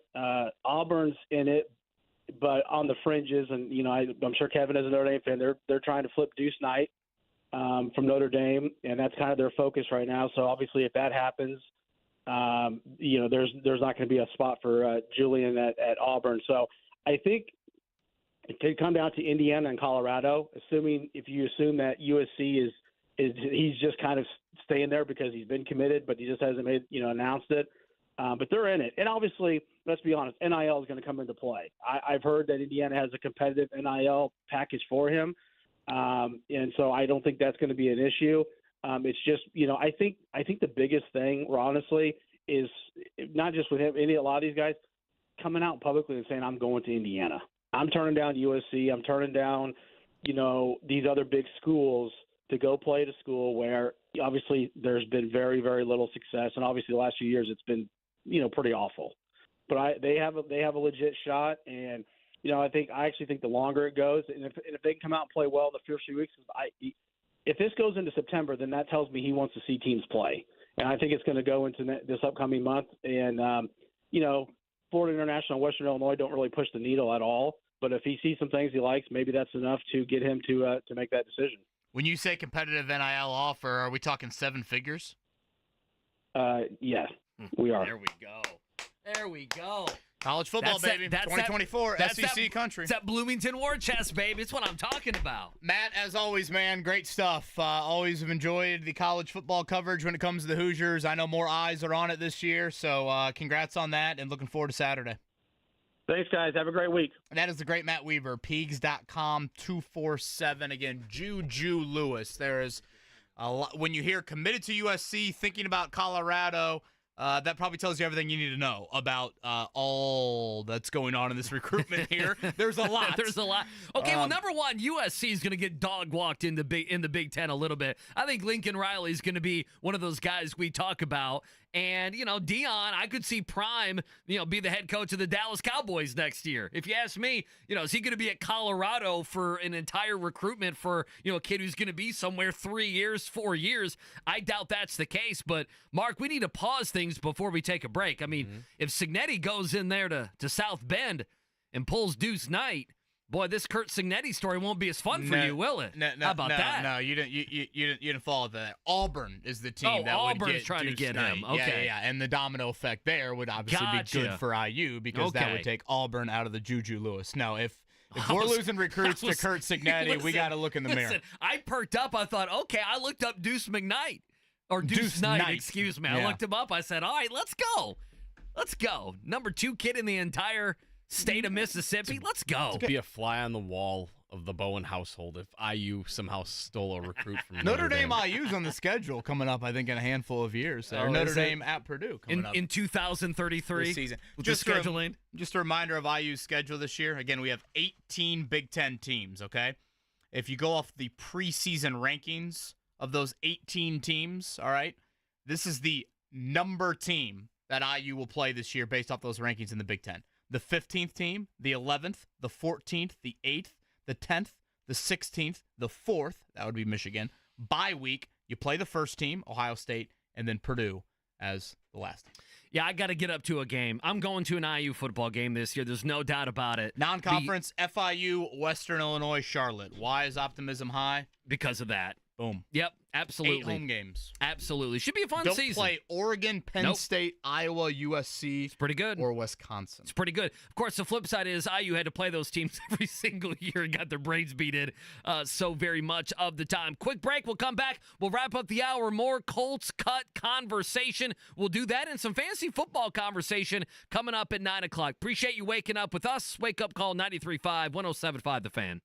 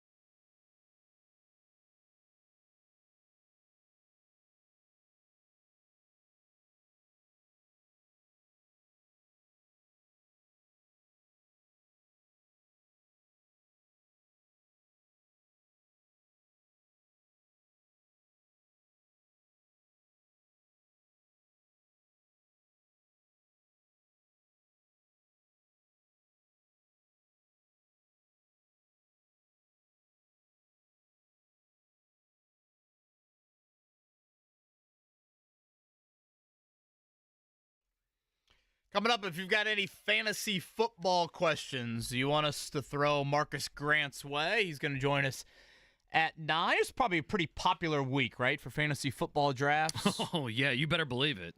This is the week. Again, roster cut day today around the NFL. A lot of fantasy football stuff. So anything you want us to toss Marcus's way, we will do that here coming up in the 9 o'clock hour. Still 3 spots left in the league. Is that right, Mark? Correct, yeah. 3 spots. Good 3 luck. left. Do you want me, when there's a safety that gets released, to announce that on the air, or do you not care? For instance, the Bills released safety Kareem Jackson today. Wow, he's still around? He's been in the NFL for 15 years. I feel like he's Did you want me to announce that? I feel like he's had a few big penalties against the Colts back in the day. It's a notable name. I don't know what to tell you. He played in Houston for, 8 years, 9 years. He played in Denver, then last year back in Houston. I don't know. He didn't play much last year. The last 2 years, he only played 10 games. I'm kind of done with the safety stuff. Okay. I'm just like, you know what? I'm fine with it. They're not going to do anything. No, they're not. Why should I bother paying a ton of attention to it? But waiver claims are a big part of the next 24 hours, so we'll see. Again, roster cuts today at 4.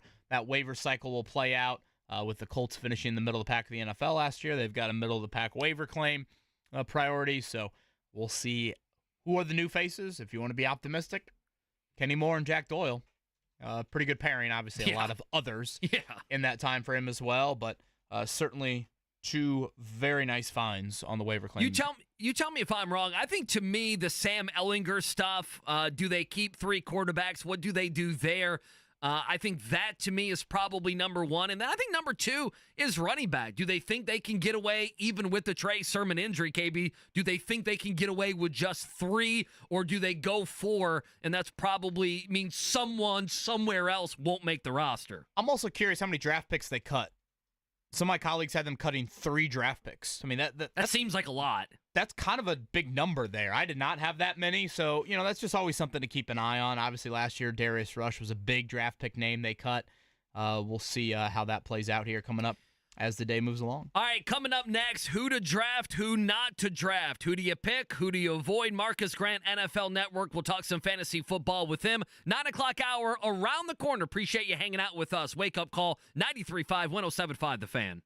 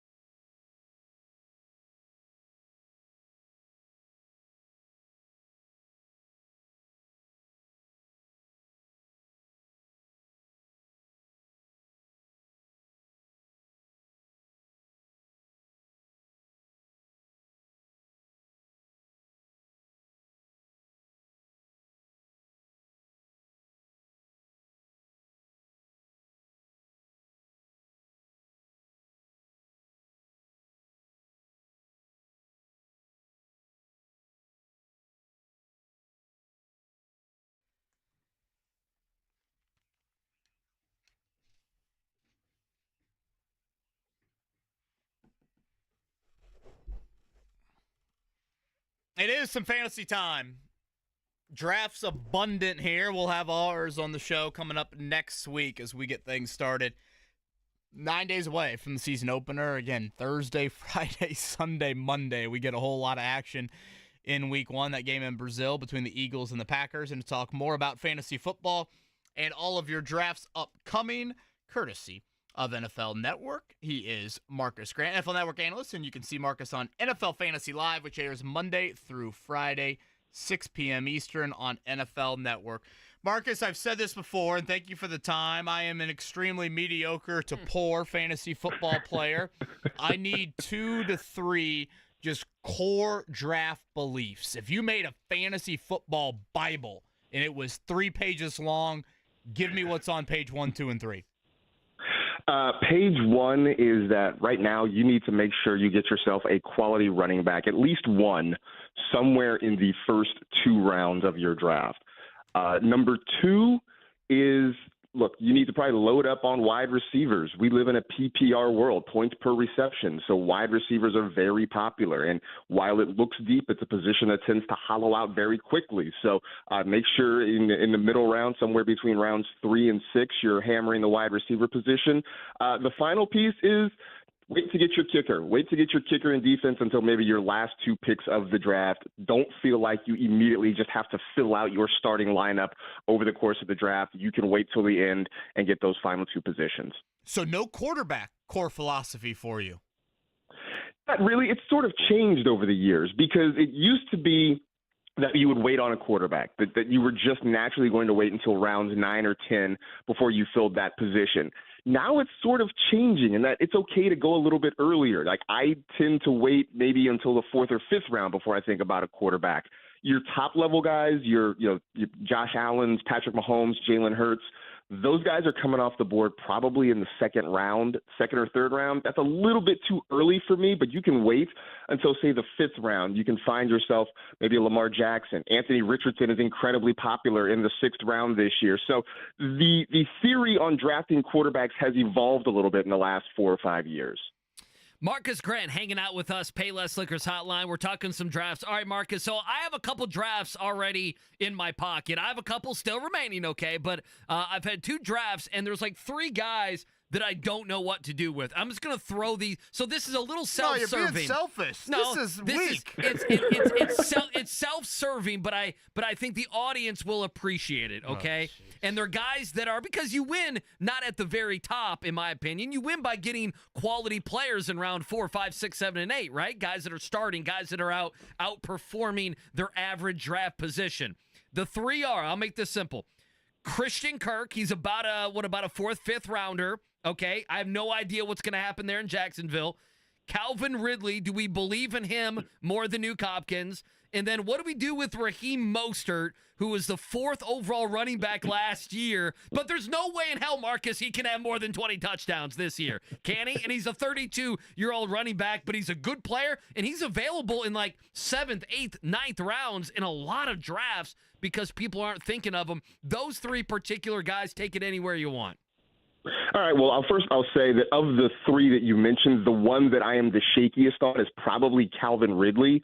Last year was just sort of a year for him in Jacksonville. I mean, now he goes to Tennessee, where we have even bigger questions about Will Levis than we have about Trevor Lawrence. He does have Nuke Hopkins there, who, look, granted, DeAndre Hopkins is not the player he once was, but still a guy who can command a lot of targets in the context of that offense. Plus, I just don't know how good of a team the Titans are going to be this year. So he's the one I'm most concerned about.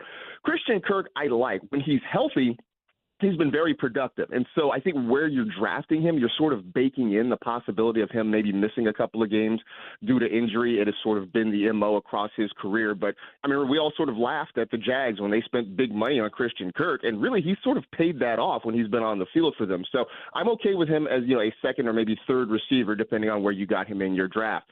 I love Raheem Mostert. Okay. Because of the draft position, because of the draft, and I'm with you, the chances of him scoring 21 touchdowns again this year, probably pretty small, but it's essentially a 2-man backfield with him and Devon Achane. I know people love Achane and he's going in the third round, but I think what's going to happen is that they're going to have similar production when it's all said and done, but you can get Mostert 5 to 6 rounds later in drafts. So I think both those guys will probably look. Mostert's not going to score 21 touchdowns. Devon Achane's probably not going to average 8 yards per carry the way he did last year. But I do think it's going to work out because they're both a big part of a very productive, high-scoring offense. So he's been a guy that I've drafted. If I go running back early and I tend to wait, he's a guy that I'll draft as my second or third running back right around round 8 or 9. You can follow Marcus Grant on Twitter, MarCasG. That is Marcus's Twitter profile there, and see him on the Fantasy Life, which airs Monday through Friday, 6 p.m. Eastern on NFL Network. Marcus, how attractive are any of the rookie quarterbacks to you, if at all? They are. Mostly the top two, right? And I've gone back and forth. Early on in fantasy draft season, I was big on Jaden Daniels because we love quarterbacks who can run with the football. Again, it's the reason that we love Anthony Richardson. We're still waiting to see if he can develop, how much he develops as a passer, but we know he runs with the ball.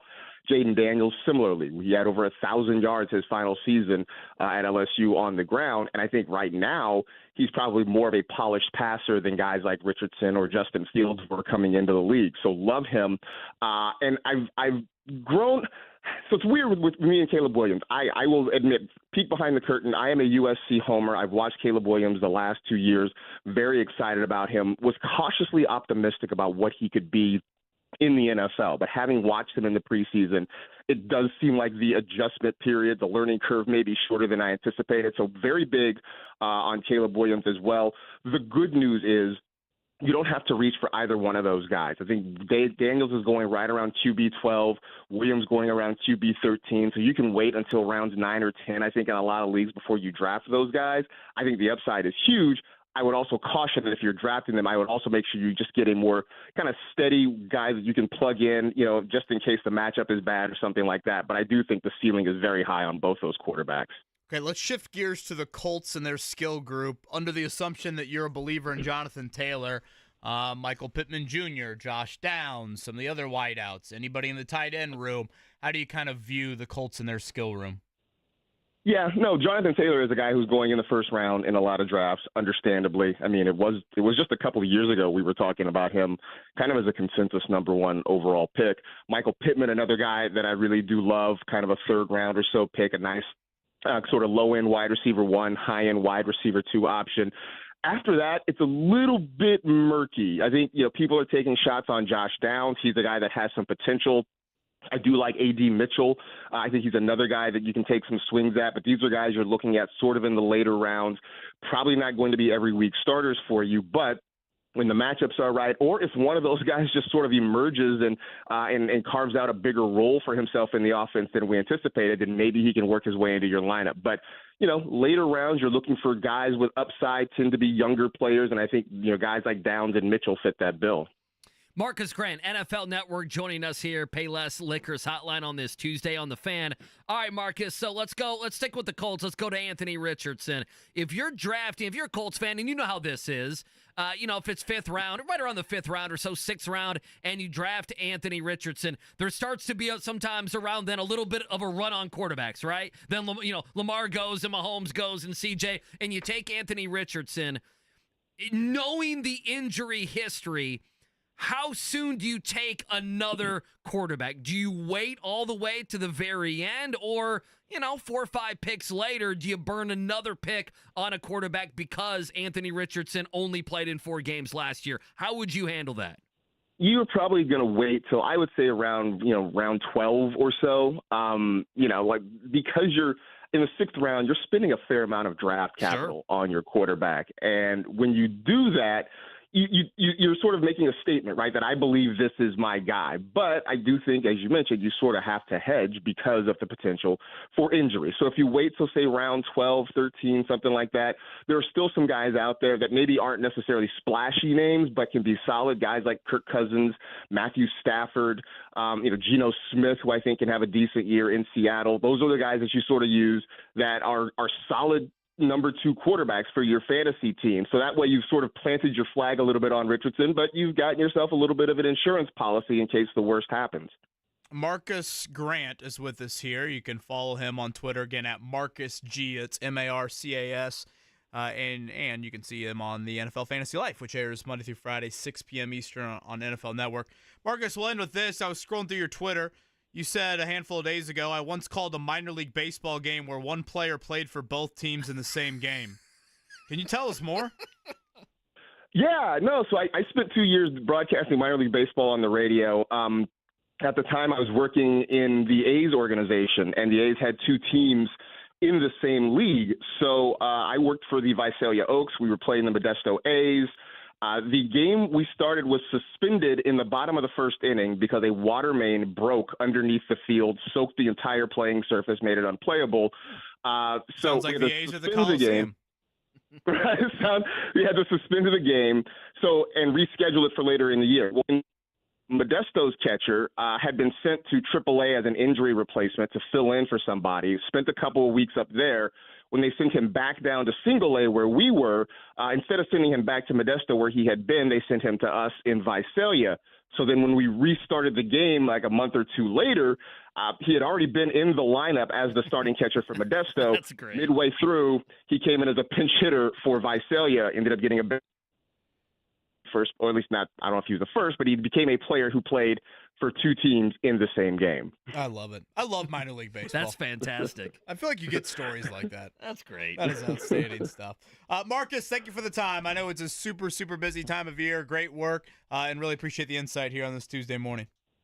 I appreciate you guys. Thanks. That is from the NFL Network, Marcus Grant. A little higher on Michael Pittman Jr. than Dave Richard was with us, who we had on from CBS Sports last week. I do think Pittman is an interesting case study. Yeah, I mean, Pittman is, to me, he's one of those guys, if I told you he's going to get 7 catches for, 80, 85 yards, that you could pencil. I feel like that's a given each week. Yeah, you could pencil him in. And, if you look at PPR scoring point per reception and everything else, if you're telling me he can get you 14 to 16 every week, I want to be clear, there's great value. The thing that holds him back is always the touchdowns. What was it, 4 touchdowns last year, not targeted in the red zone? Of course, if you have Richardson, you have Jonathan Taylor, some guys like that, you can understand it. But, can he get you, instead of 14, can he get you 22? That's always the question in fantasy football. But I thought his answer was interesting with Anthony Richardson. I have struggled with that myself. I have been in drafts where there are fantasy owners that don't believe in Anthony Richardson. And so I've scooped up Anthony Richardson instead of other guys like a Jane Daniels or a Caleb Williams or a Dak Prescott, Jared Goff, maybe even a CJ Stroud because of the running ability. But I know he's going, I just feel like, he's going to miss some time. So how early do you go back to another pick, right, there at quarterback? So super interesting. Marcus was good. Have not had him on before. He's really one good. thing I do enjoy about today is, again, NFL roster cuts coming at 4 o'clock. As much as we pay attention to the Colts cuts, you do all of a sudden start to see names trickle out off of other teams, and it's like, oh, wow, that guy's still around? Oh, yeah. Let me throw 2 of these names at you. Colts fans will certainly recall both of them.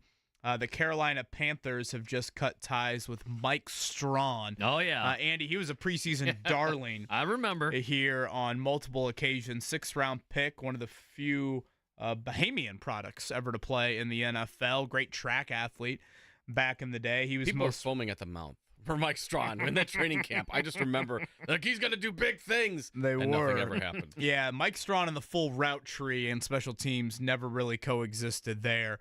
Was most recently in Carolina. Had a 45-yard catch from Bryce Young last year, arguably the best play of Bryce Young's rookie season. So he just got cut in Carolina.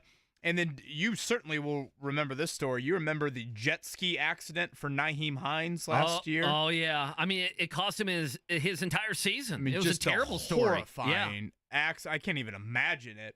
Hines is now in Cleveland, participate in the offseason.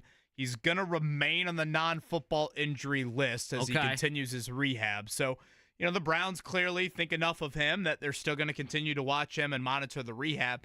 And correct me if I'm wrong, Nick Chubb's still going to be on the PUP list. That probably impacts some fantasy football owners. Sounds like that's going to take into the month of October there. So, Nyheim Hines up there in Cleveland, just selfishly, great dude and awful story. I hope he can make a comeback here in the NFL. Yeah, because, I mean, he was going to be a part of that offense last year for Buffalo. I mean, yeah, he was. remember, he returned the opening kickoff for a touchdown the game after the Damar Hamlin situation. You remember that? Kind of all eyes were on the Bills and the Patriots. Yeah, I totally forgot that. He did. And it was Nyheim Hines taking it to the house. Did he take it to the house twice in that game, or am I imagining things? I know, definitely did the opening kickoff. That I do not remember. I would have to look that up, but I do now. Now that you mention that, I do remember. And just to bring up Damar Hamlin, who, of course, had the horrific incident a couple years ago, I think he's very much a bubble guy for the Buffalo Bills today. Right. I mean, I think he's a guy that might not be on the team. Kind of was that last year, I think, at times for them. So certainly that is a part of roster cut down day. We'll continue to monitor, Indiana high school products, and, hopefully things continue to look not only promising for Carson Steele in Kansas City for making the roster, but getting actual playing time potentially for the Chiefs as they open up their season a week from Thursday. Yeah, I've been scouring the internet. So far, there haven't been too many names that people would just flat out know. I mean, one, Stephen Gilmore, but that's not Stephon Gilmore, so never mind. That's his brother. I saw that. I mean, so he got waived. I mean, there are not many names right now of guys that are out there that I'm like, oh, wow, that guy got released. And again, we sit around, you think Ballard's going to take his full allotment of time. I think for me, the interesting things today around 4 o'clock will be the quarterback position, what goes on there at the quarterback position. Do they keep 3? Do they go 2? And then they play out the odds of getting Sam Ehlinger back. I think that's key. And if they keep Sam Ehlinger, what does that mean? Do they go 3 or 4 running backs? I think both of us are kind of under the understanding. I think we agree, do we not, that they should keep 4, given that Trey Sermon is going to be basically 3 weeks into what can be a tricky hamstring injury. And then, trenches, we look at offense and defensive line. If they need to lose a position somewhere, you just can't see Ballard doing that at the line of scrimmage. So you would imagine some of those guys are safe. We've talked so much Dalton Tucker, Danny Pinter, names on the offensive line. Who am I missing? Who are you most shaky on right now as we sit here today? Yeah, I mean, I would say definitely that offensive line, Danny Pinter, Dalton Tucker, 2 names I've gone back and forth on. Again, defensive line, are they definitely keeping 10? Does that include Taven Bryant? If you are Chris Ballard, you keep a lot in the trenches. So that's why, just try to remind everybody out there, that's kind of been his MO. And, is there a 4th running back? Is there a 6 wide out? What do they do at corner? When I say they could cut 3 draft picks, there's 2 at corner I think people are a bit up in the air on. Is Jalen Simpson, the 5th round pick out of Auburn, a lock? Is Mike Abraham, the 6th round pick out of Marshall, a lock?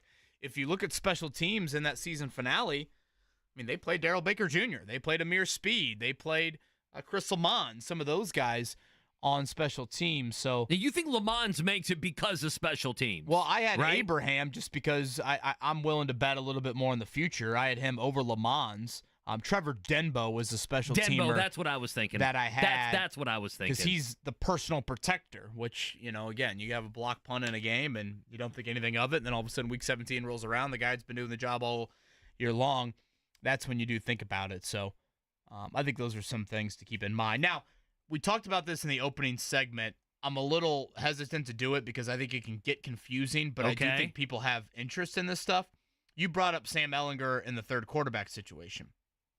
Yesterday, it was announced that the NFLPA had vetoed a rule that we thought would be in place for this season, and that rule meant your 3rd quarterback could be on the practice squad. You could bring him up unlimited times on game day, and he would just be there in emergency.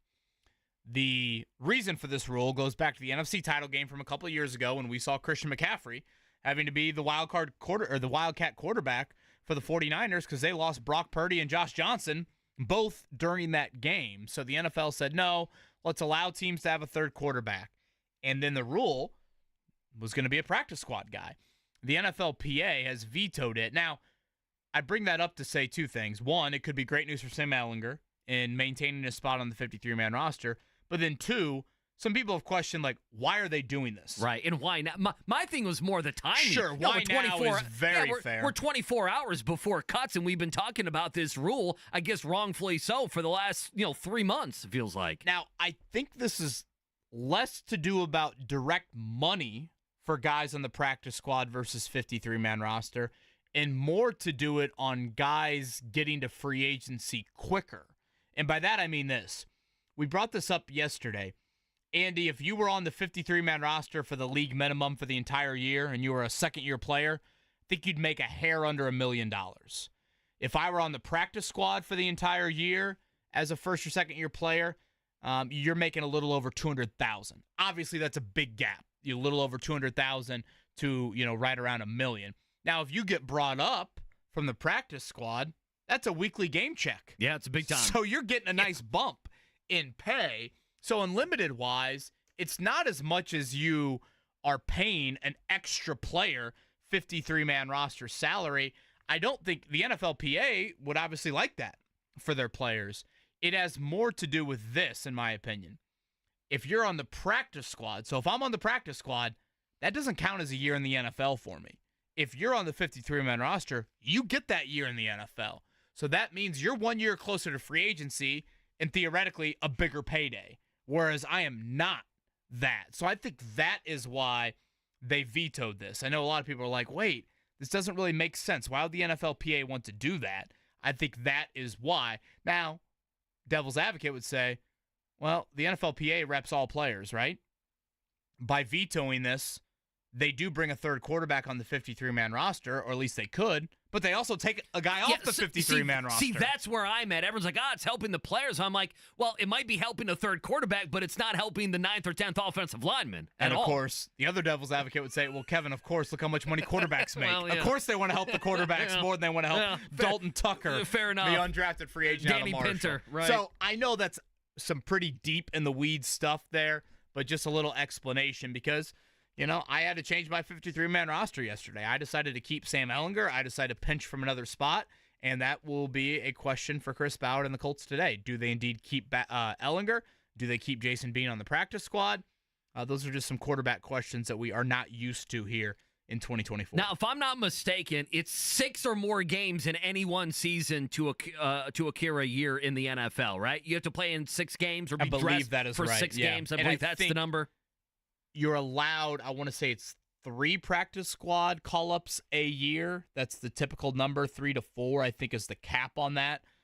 So you see teams finagle with that a whole lot. I mean, the Colts have had weeks where they've rode a hot hand at running back or a hot hand they've had a multi-week injury at tight end and haven't felt the need to go outside of the building and call somebody up. They just go to their practice squad and, have that guy be elevated for a couple of weeks. So this is all in relation to kind of the COVID roster changes. They've kept some of these things around, and a 16-person practice squad is around. We will see probably more Wednesday, Thursday, Andy, that practice squad get assembled. You asked this to Joel A. Erickson. I wanted to double back on it.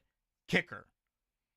I would have a kicker on the practice squad. Sure. I might be reading too much into this, but go back to Thursday night. Matt Gay kicked a 33-yard extra point on Thursday night. So I don't think he was resting due to health. Was he resting, though, due to mental health? I say that in all seriousness. Are they worried about him mentally to the point where they don't want to run him out there, have him miss a 56-yarder, have him miss a 41-yarder, and now that is an extra burden that he now is living with until they get out there on September 8th? Would a practice squad kicker cause a hair of mental strain it's a good for question. Matt Gay? I say this in all seriousness. It's a good question. Kickers are not used to that. They're used to the leash being short, but they're not used to competition in the building. Well, that's not something that always happens. And kickers are golfers. I mean, they are all by their lone selves. They just stick on the sideline and they, kick in the net, and there's not much interaction, and it is a lonely world out there when you're missing kicks. So it is a thought that has crossed my mind, how much of not running him out there. It's a good question. I mean, what did they do for Spencer Schrader?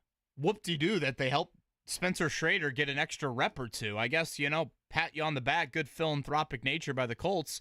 They cut the dude. So, it doesn't make sense to me. So the question I have is, how much of that are they mentally worried about not wanting to stir up too much of the Matt Gay pot?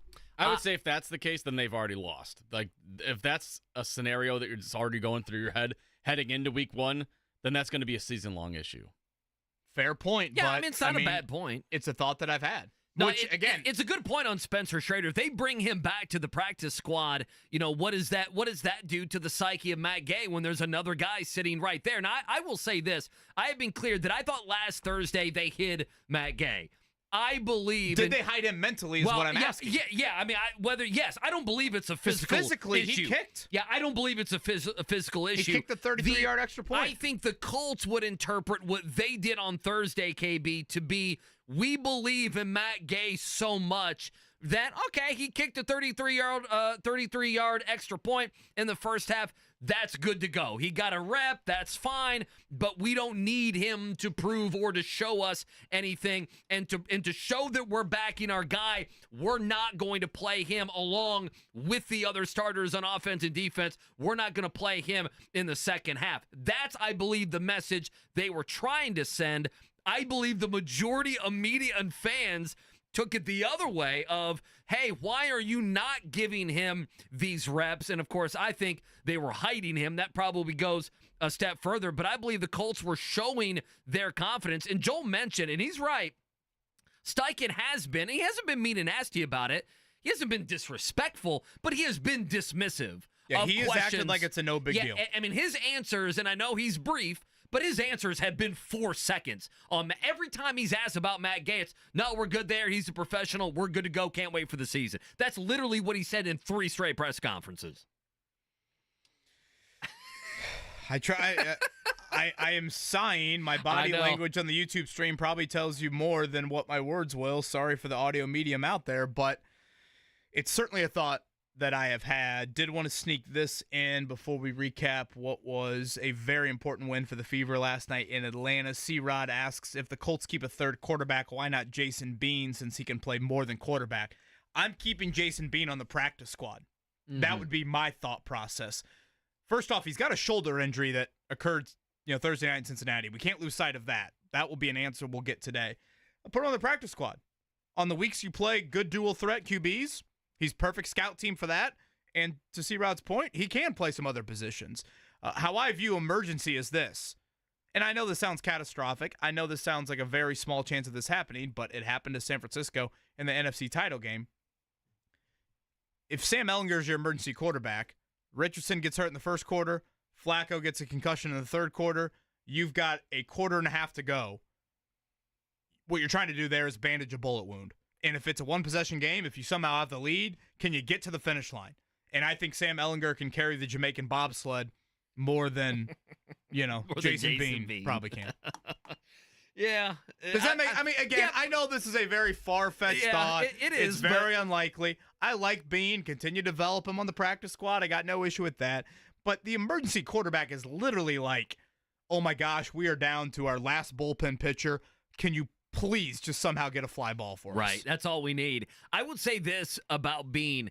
Does he fit the mold even though he's an undrafted guy? One of the things going into the draft that I think you harped on, and I agreed with it for the most part, was even if it's a late-round guy, get a late-round quarterback that Steichen can maybe coach up to be the backup in 2 or 3 seasons. In there. Uh-huh. I mean, is that Jason Bean, basically? Yeah. He's an undrafted guy, but it's the same mold. If they can have him on the practice squad, I don't know. I mean, why not in a couple years? You could save a ton of money if you thought he could be the backup quarterback. You could save a ton of money instead of going out and spending, $5-6 million on a guy like Joe Flacco. I mean, obviously, Flacco is, 39? I mean, it's not like he's going to be your backup forever. For what it's worth, Sam Ehlinger's in a contract year. So, yes, I think all of those are good points. Pop quiz in a few. 317-239-1070. I thought yesterday was one of the hardest ones of all time. How's today? I have not looked at today's. Okay. You want me to glance at it? I just glanced at it. Oh, boy. Okay, the first one's easy. I've heard of some of these names. Okay. So I think it's doable. There's an Indy 11 question. There's nothing that starts. I gauge it if it starts on this day in 1931. Right. That is how I gauge Scotty's pop quiz. If we don't have that, then I feel like the individual can come on here and get at least 3-4 of these answers I'm saying we're getting at least 3 here. Okay. We'll probably mention one of the answers to the pop quiz in this morning checkdown as Andy Sweeney leads it off.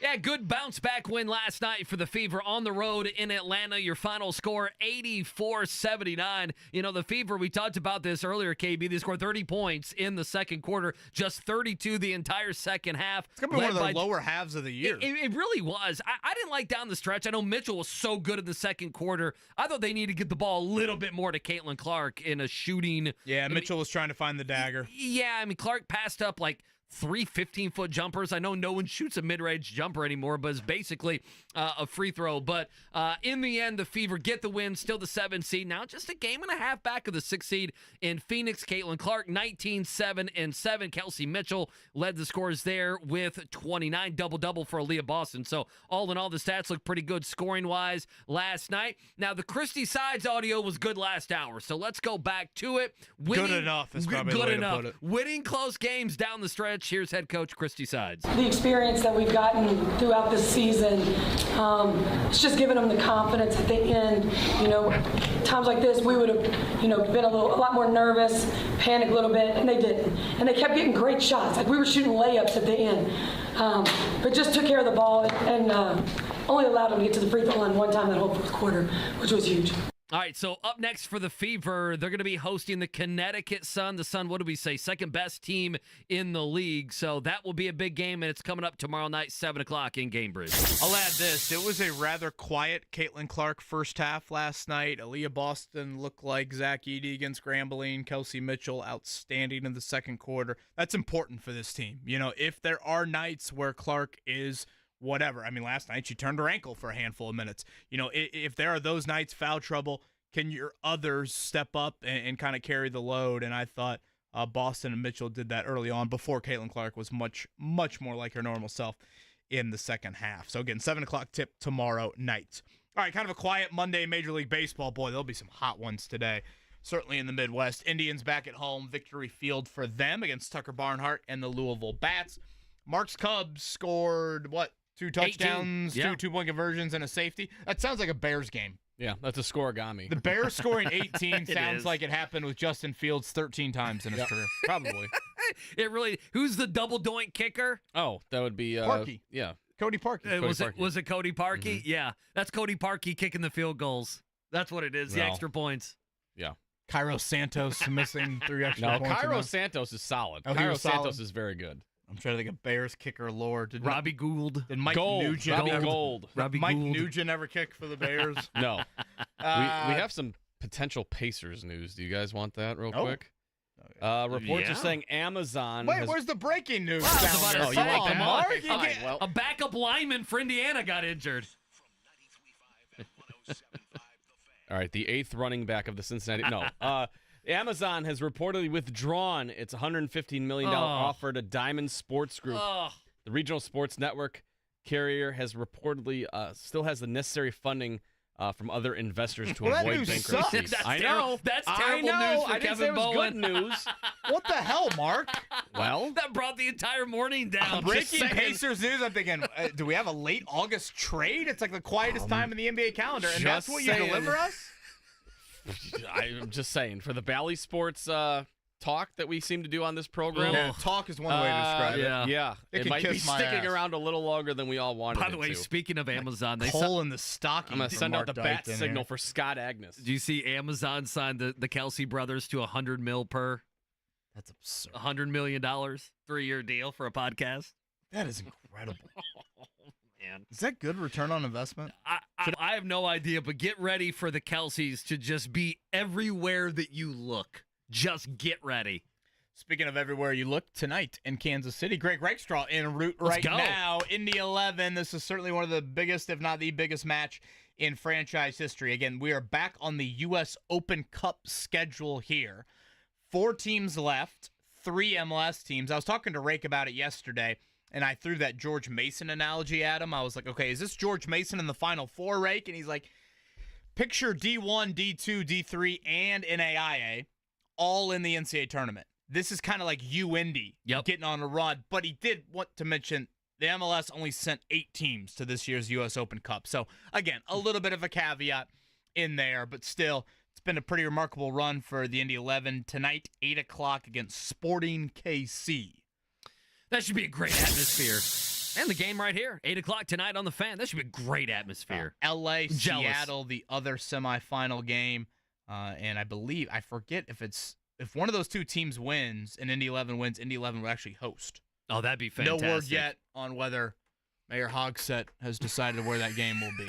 We'll have to paint our chest down there and be a soccer hooligan. We'll lay down the turf in the diamond chain, area and see if we can play the game there. 2 NFL nuggets. CeeDee Lamb got paid. 4 for 136. Got the 100 guaranteed. $38 million signing bonus, the largest ever to a wide receiver. We get to suck on that all week. Thanks, Jerry. Malik Willis traded to the Packers for the 7th round. I did love Jerry was like, of course, when I walk in the room, deals get done. Like, oh all my right, God, Jerry, I want the settle audio down. of his supposedly down. ranting about being a GM. That was a hell yeah. of a quote. Yeah. There's It's lots like- of beeps that would need to be put in. Yeah, but there's I a want lot that of quote. beeps, and he's I also want the audio. not remembering the last 3 decades. But anyway, so that's fine. Pop quiz, you guys ready to do it? 317-239-1070. 239-1070. Pop quiz coming up next.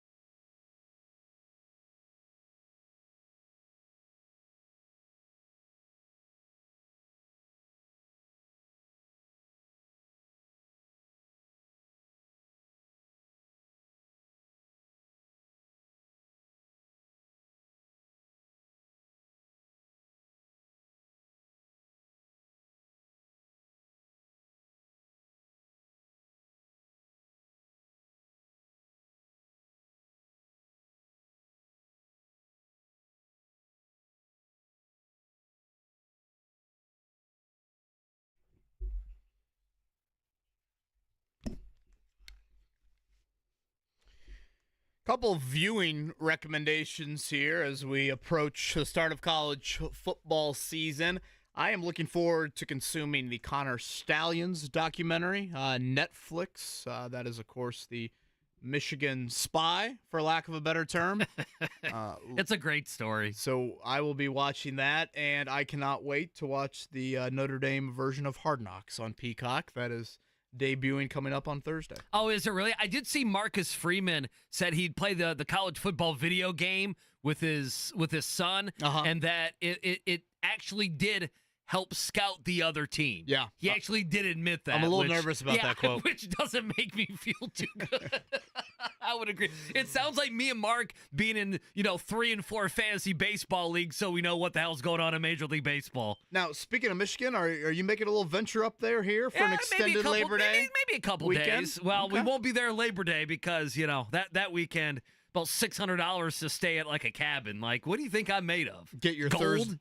Thursday, Friday in there before Labor Day. Yeah, frankincense and myrrh. Is that what you think I'm made of? And silver. So Honestly. anyway, I'll be off a few days, but obviously next week, man, dude, it just starts. It's like our reps of it's game week. Let's get ready for Houston. Then it's game week. Let's get ready for the Green Bay Packers and all the BS of the offseason. It all ends and it's time to go. It's go time. It'll be myself, James Boyd, here the next 3 days. Andy will be back next week. As he said, it will be a busy week with the Colts and Texans in week 1. All right, give me a number here, 1 through 8 for the pop quiz. How does caller number 2 sound, Mark? Caller number 2.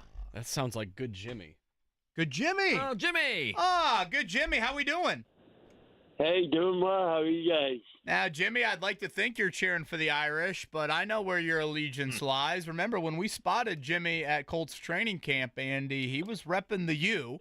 Now, we've got Miami, and that is Florida, correct? Not Miami, obviously Miami, Florida. It's in but they're Gainesville. Playing the Gators, correct, Jimmy, on Saturday?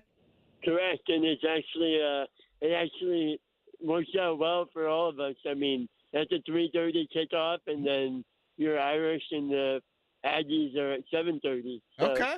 Both on ABC. Look at this. This man has already scouted the TV guide here. I kind of wanted to take Florida plus the number, but the number is only 2.5.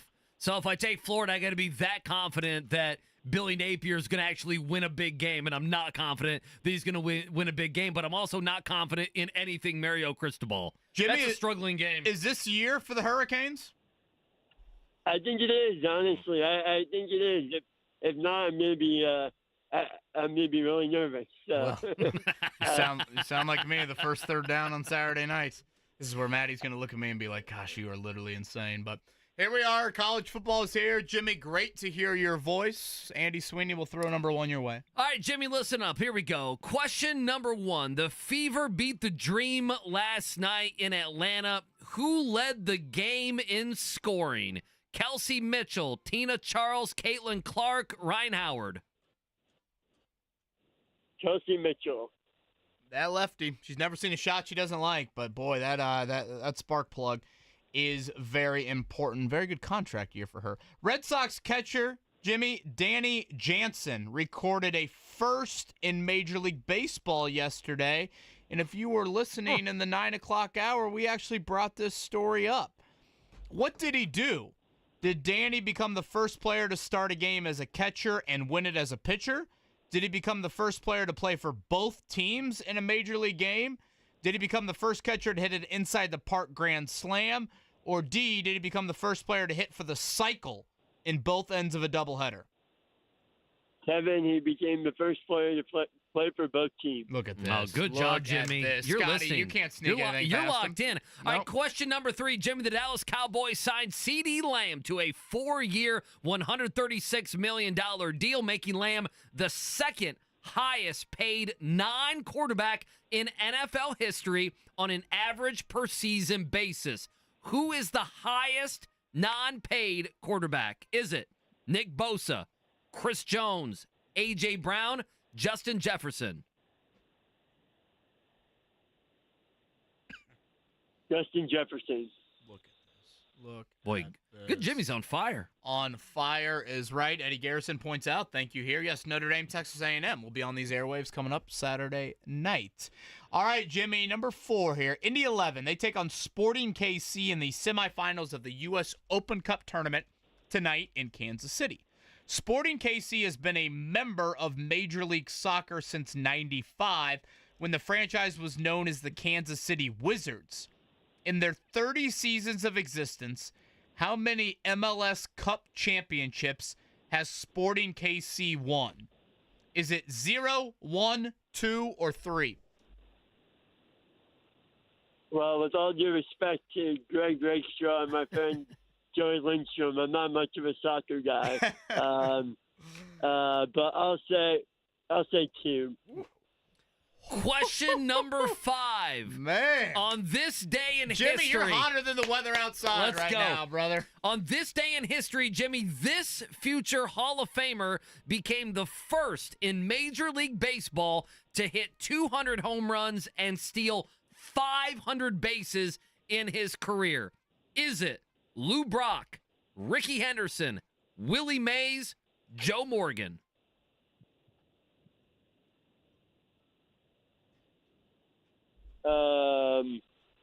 Choices one more time, sorry. You want the question? You want the whole question? No, just the choices. Yeah. Sorry. Lou Brock, Ricky Henderson, Willie Mays, Joe Morgan. Jimmy, I think I'm Ricky Henderson. I think I'm a fan of this one. Joe Morgan. Boy. Wow. Almost got startled there, Jimmy. How did he know? How did he know you like Joe Morgan? 5 for 5 on that. Like if you'd have told me, as a guy I'm like, okay, I don't know if KB likes Joe Morgan in the 70s. He's a big red machine. Yeah, that man's a listener. Jimmy, Good job, that is Jimmy. a 5 for 5 That's a W. That's E1. Let's go. Jimmy, how about that, man? Great work. I mean, literally no hand holding. I don't even count number 5 as a hand hold. That's just smart listening. Great work, Jimmy. Thank you. I've always considered myself a loyal listener and a loyal friend. So, well, there it is. We love Amen you, Jimmy. to that. There we and for go. that, let's go Hurricanes on Saturday. Come on. Let's go. This is the year for the U. Yeah, I did feel bad for Jimmy. He goes, if it's not this year, when's it going to be? I'm like, yeah. You're skeptical on his Hurricanes, yeah, aren't you? That's been kind of the conversation around them for a number of years. If not this year. Running out of the tunnel, baby. Now, the other guy's on the hot seat, right? Napier, the Florida coach. Oh, Billy Napier is the guy who could get fired in the middle of the season, without a doubt. To me, he's the leader in the clubhouse out of anyone in the Power 4, Power 5. It's Billy Napier, no doubt that's about our it. big domino to start here in college football. And they just have the most brutal schedule, too. Aside from the SEC, I mean, they get Miami and let's see, who else? Florida State. I know Florida State just lost, but you throw in a Central Florida. I mean, that is the only gimme they have is Samford. Like literally every other game is going to be a good game. Jimmy, great work. 5 for 5 on the pop quiz here. Yeah, good job. All right, let's take a break. We'll come back. Final thoughts as 4 o'clock. Colts Cuts. We'll give you our final thoughts, and we'll do it next here on this Tuesday. 93.5, 107.5 The Fan.